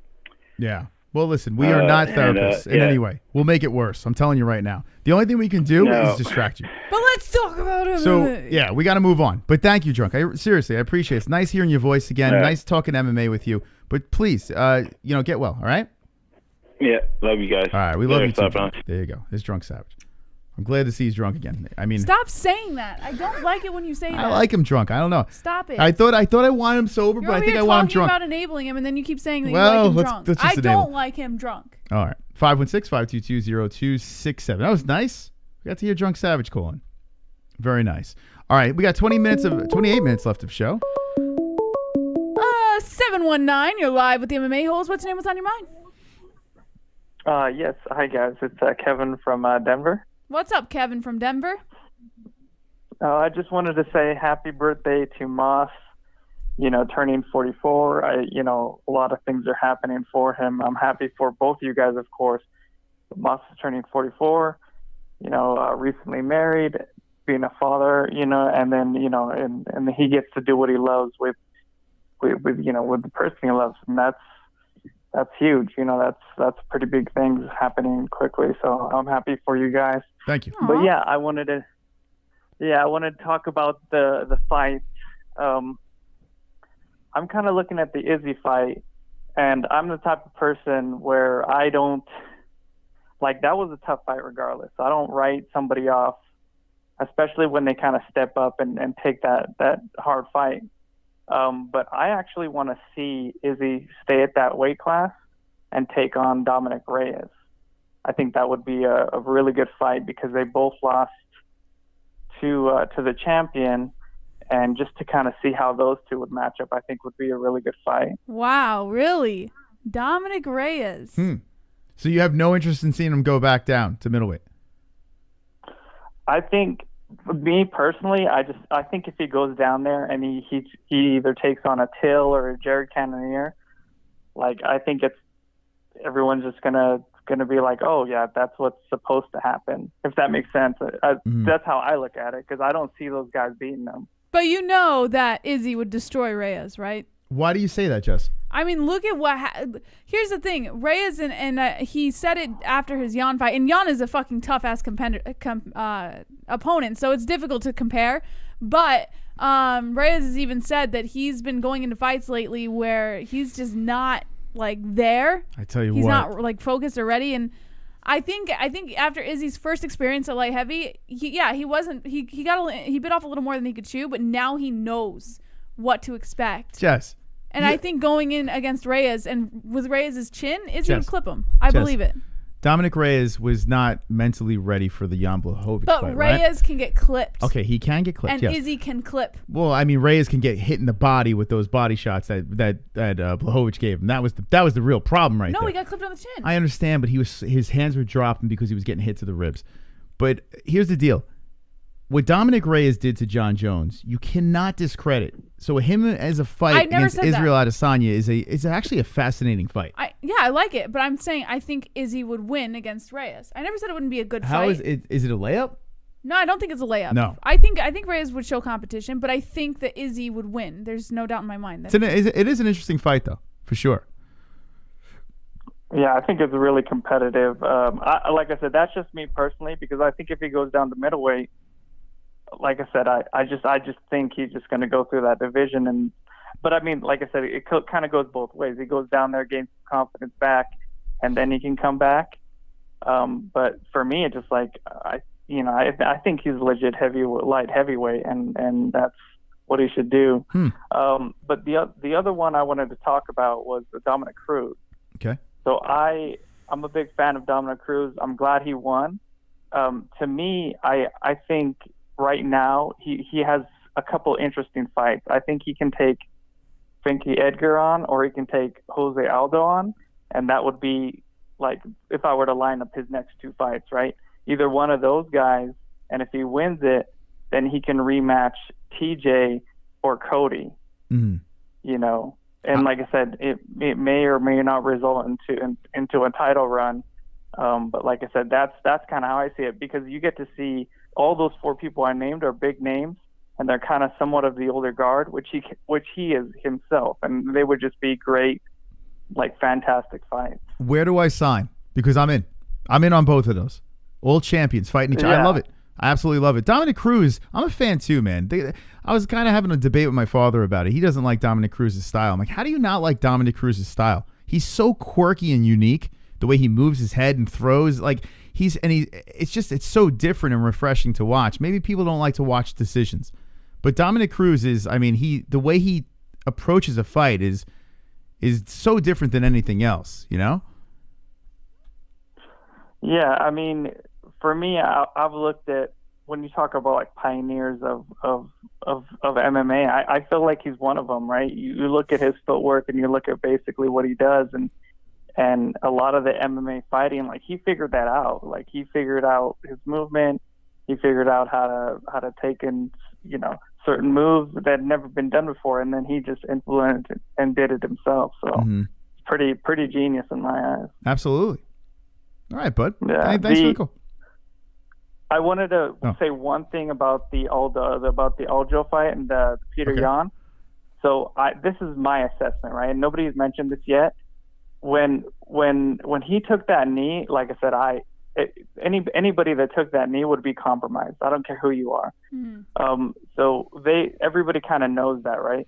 What I think Aljo did that I don't think I think he stalled, just like anything, right? To recover as much as he can, because he knew he was down, right? He knew he was losing. Yeah. So he's recovering to rest.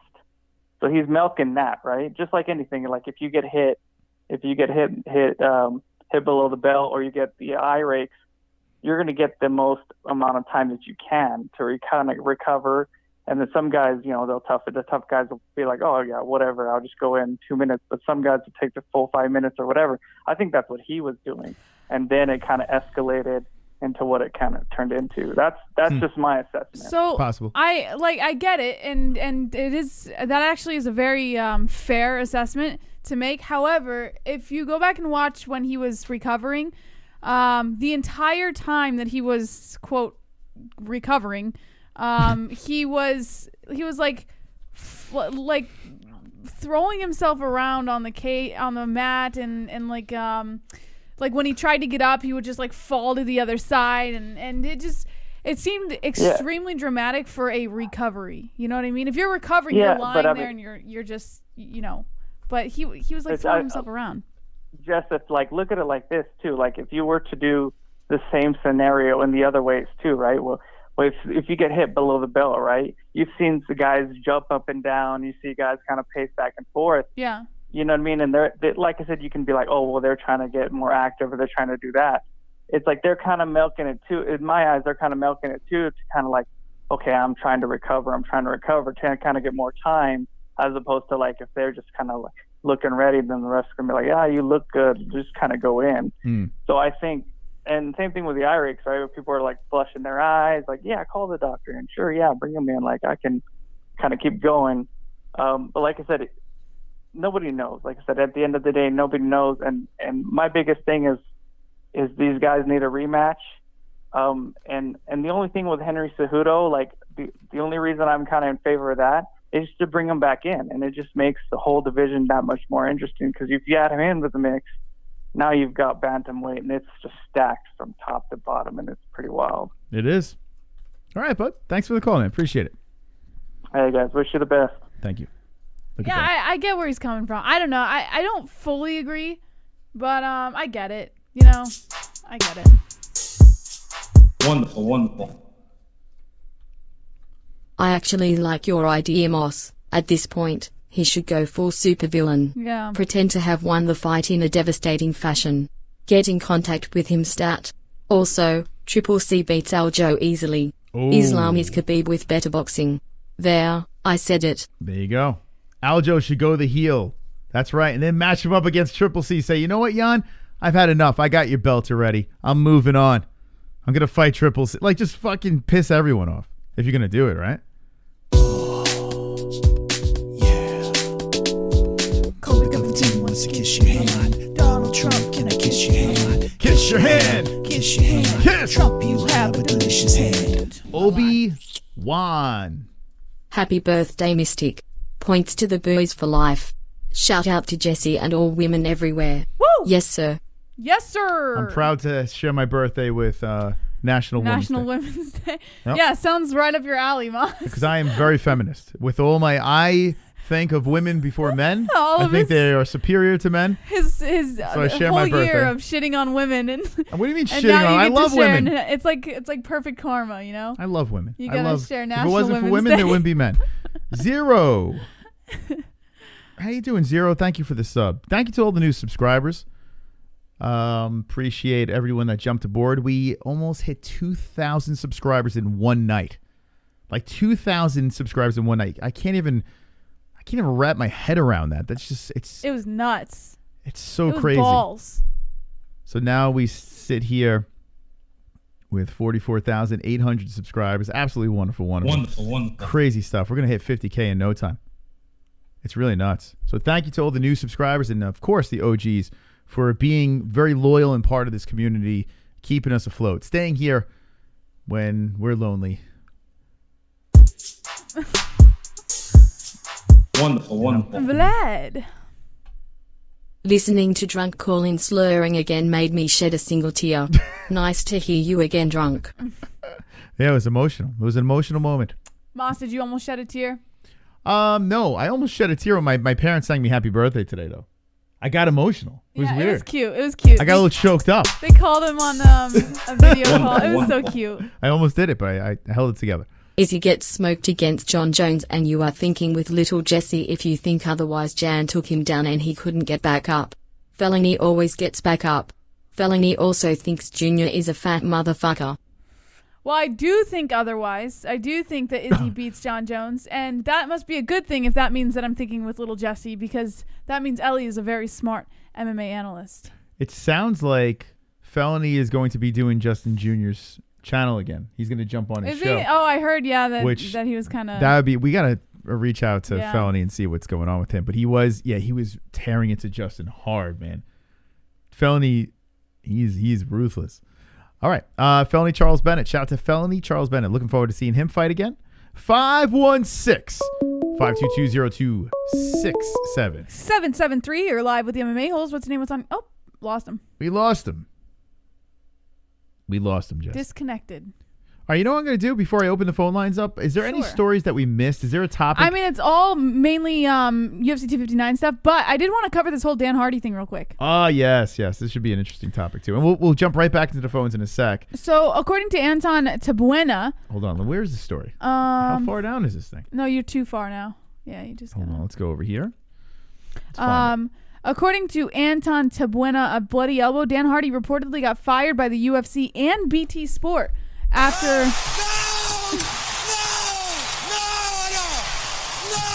After a Fight Island incident. So Dan Hardy worked for years as a UFC color commentator and fight analyst for the UFC's UK broadcast partner BT Sport. The former UFC title challenger was absent at recent UFC events, and it's because he's no longer working for both companies. According to a report from Dave Meltzer, Hardy was fired by both the UFC and BT Sport over an issue in Abu Dhabi where he got into an argument with a female employee. Hardy has since discussed the topic on social media. He didn't reveal too much, but stated it was due to a disagreement over an opportunity missed or withheld. He posted on Twitter, quote, "Rather misleading headline there, BJPen.com, who originally reported that he had been fired. Not entirely accurate either. I am no longer working directly with the UFC. The female part is irrelevant. It was a disagreement over an opportunity missed or withheld, and I'd love some answers, but can't get any." And then he tweeted another tweet that said, "Thank you for the kind words and support. I'm doing just fine and I'm not going anywhere. I'll still be breaking fights down on my channel and elsewhere. I'm here in service of MMA, and sometimes that puts you on the other side of the line. I'm fine with that." And then he followed that up with a third tweet that said, "There is nothing more insulting than to have your integrity questioned by someone with questionable integrity." Oh my God, this guy. The former UFC fighter also had a previous incident in Fight Island where he clashed and screamed at Herb Dean over a botched call last July. He also criticized the veteran referee again over his hesitation during UFC 259 stoppage this past weekend. Since being let go by the promotion, the talented commentator and analyst has been more active on his own YouTube channel. There he is! He's triggered! Dan Hardy!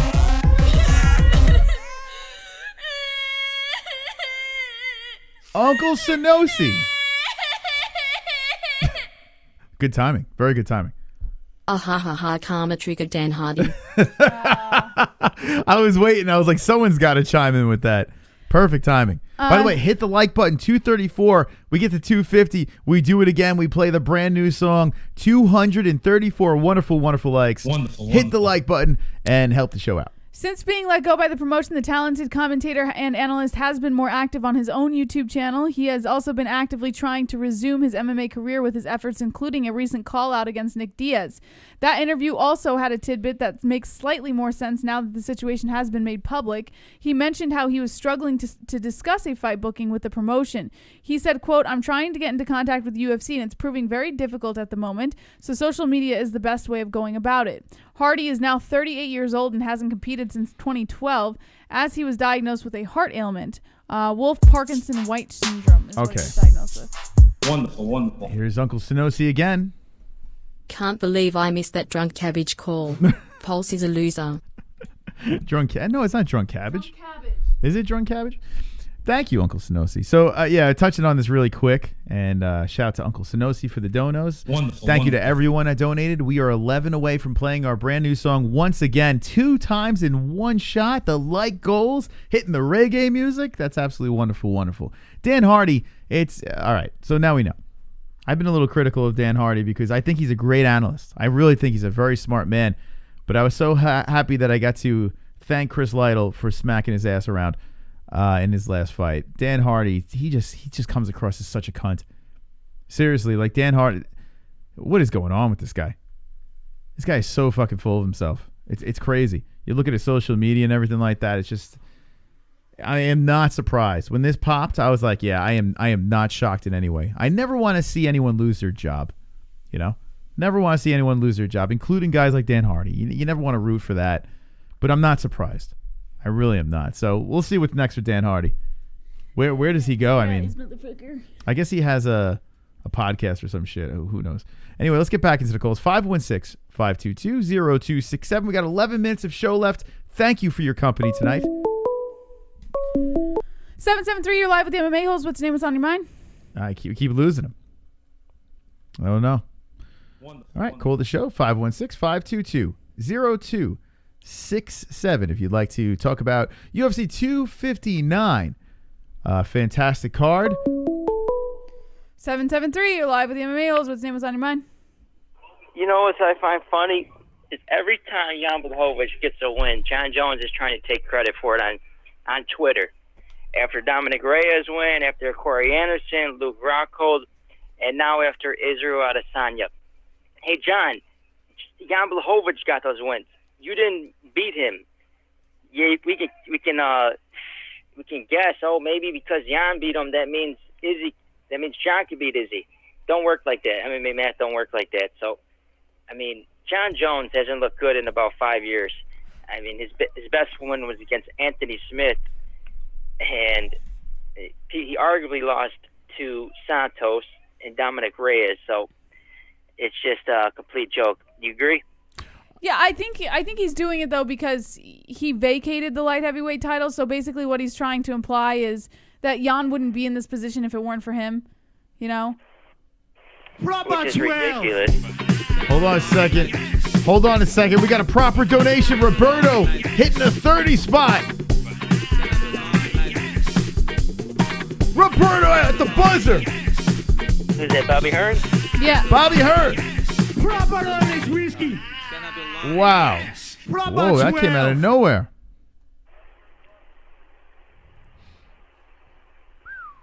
Happy birthday, Mystic. Birthday cake, party face, clinking beer mugs. I hope you guys had a wonderful day today. May you live to be 100.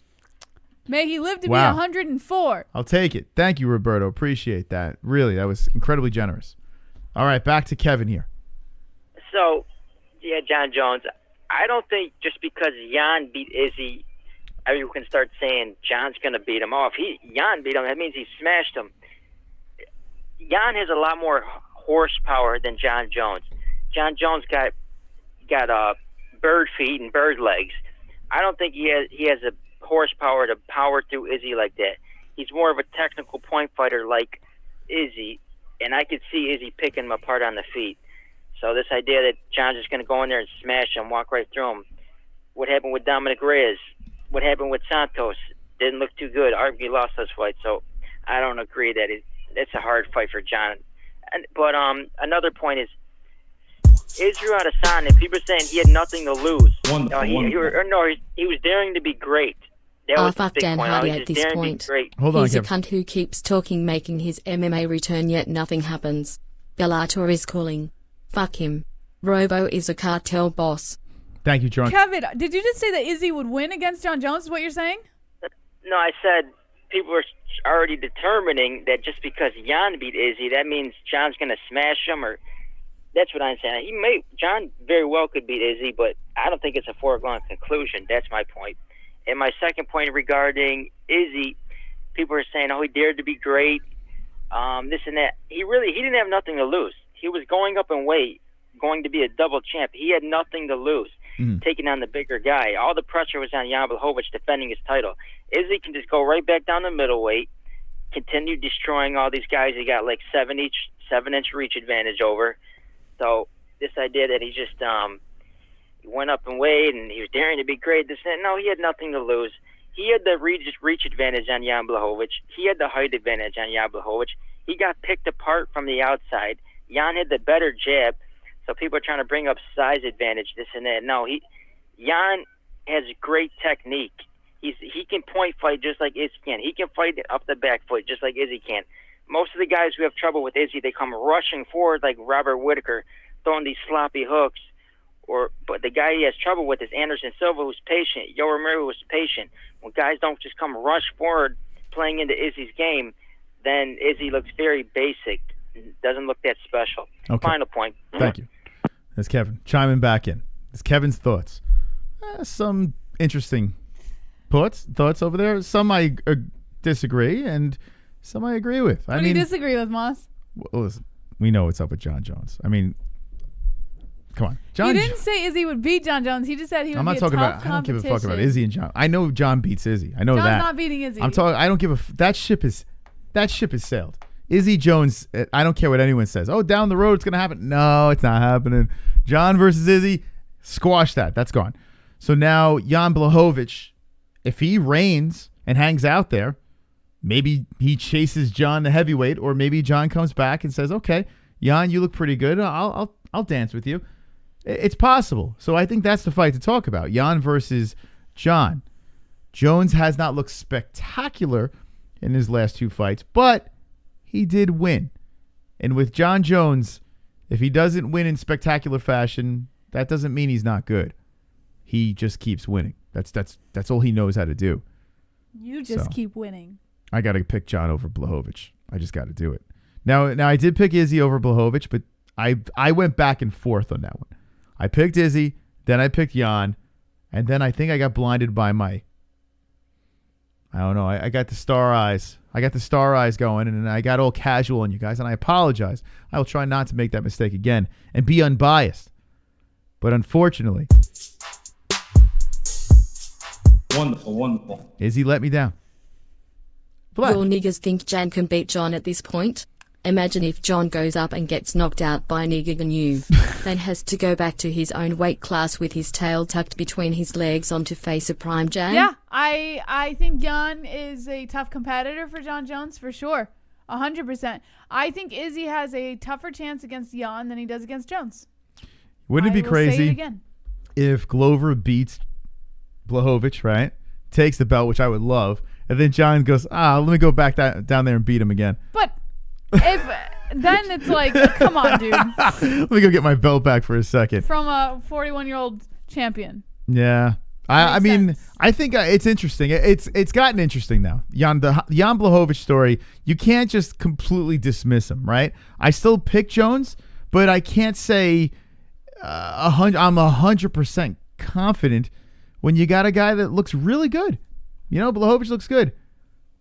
But how do you go against the GOAT, man? Yeah. Like, Jon is the GOAT. Izzy was never the GOAT. He was on a great win streak.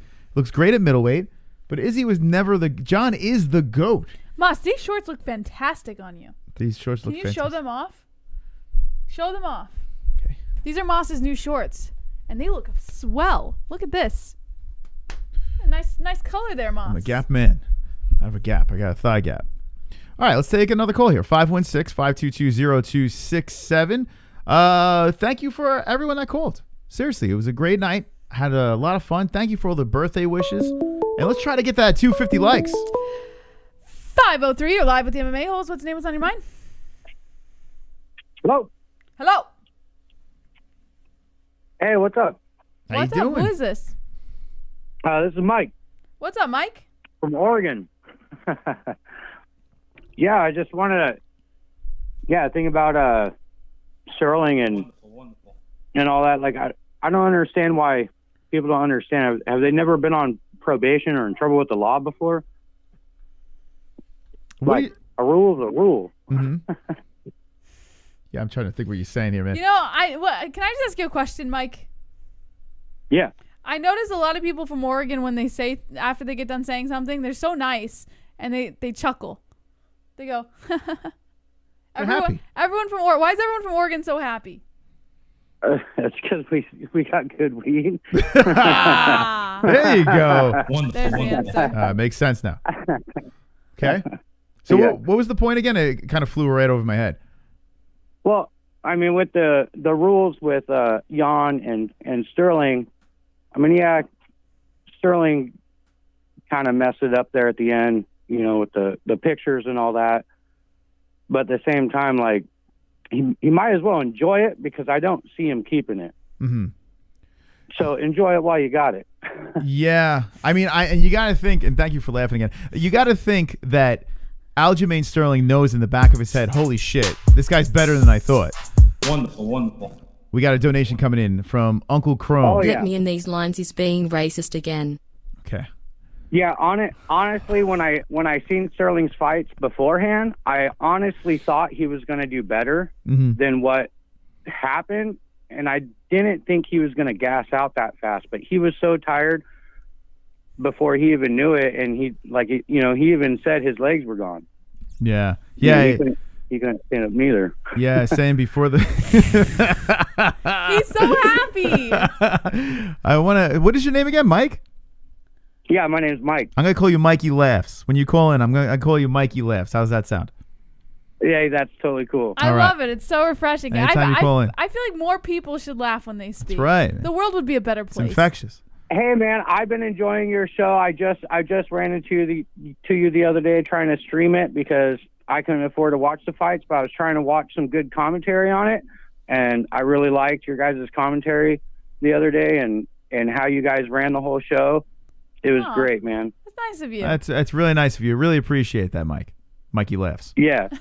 Hey, and I like Adesanya. I'm a big Adesanya fan. But at the same time, I did not want him to win this fight because, man, he just got that belt. He worked so hard for it. And I was like, man, I want Adesanya to win. But at the same time, like, I don't know. So I'm not too disappointed. But I don't see Adesanya losing any other fight soon. I still think he's going to dominate. I still think he's going to do great. And who knows what will happen in a few years. You know, maybe he will move back up. Maybe we will see a Jones fight. You never know. Well, if he rattles off a bunch of wins, nothing's impossible. That's for sure. That's right. All right. That's right. Well, Mikey Laughs. Hey, man, you guys have a great evening. I actually got to get going, but I love your guys' show. Keep up the good work, and I'll keep tuning in. All right. Thank you, my friend. Appreciate it. It's Mikey Laughs calling in. Mikey Laughs. That's how you end the show, baby. Wonderful, Mikey Laughs. wonderful. Absolutely. Wonderful. Guys and gals, thank you once again. And we did it, boys and girls. We did it. 251 with the likes. We hit our goals. All right, everybody. All right. Let's dance.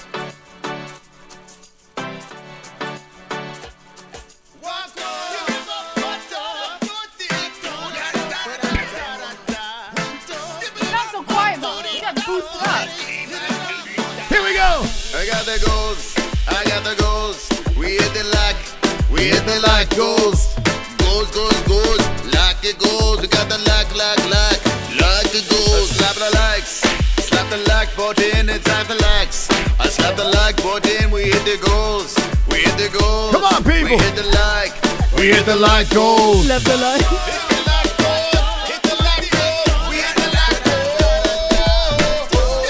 Hit the like goals, baby. Let's go.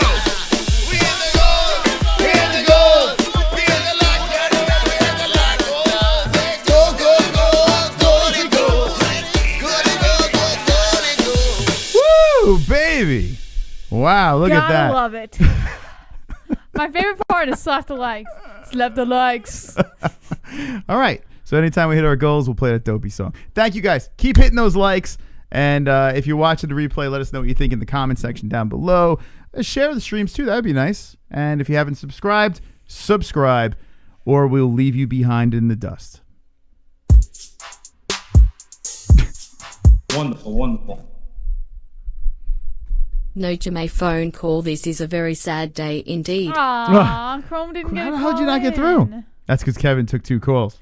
Fucking Kevin. We blame Kevin. Sorry about that, Chrome. Slap the likes. Slap the likes. You like Reggae Moss. Wonderful. Happy birthday, Moss. Missed that in all my donos tonight. Live long, bro. Thank you. Live long I'll do my and best. prosper. All right, thank you guys. Thank you once again. Thank you, Vlad, and everyone that donated tonight. Seriously, really appreciate you guys. All incredible human beings, and have a fantastical night. All right, guys. Thank you so much to our sponsors, Ballsy, ballwash.com. Link in the description. Promo code MMA-Holes. That's promo code MMA-HOLES for 15% off your entire purchase. Also, Lux Bidet. Link in the description. 10% off at checkout. That's 10% off at checkout. Link in the description. MysticRootsCBD.com. Promo code MMA-Holes. That's promo code MMA-HOLES for 20% off of your entire purchase. And last but not least, Head Rush. Link in the description. Promo code MMA-Holes. That's promo code MMA-HOLES for 20% off of your entire purchase. And thank you to ESPN Plus if you guys want to get your fights, fight nights, and pay-per-views. Last but not least, happy birthday to Mystic Moss. Moss, I hope you enjoyed your birthday today.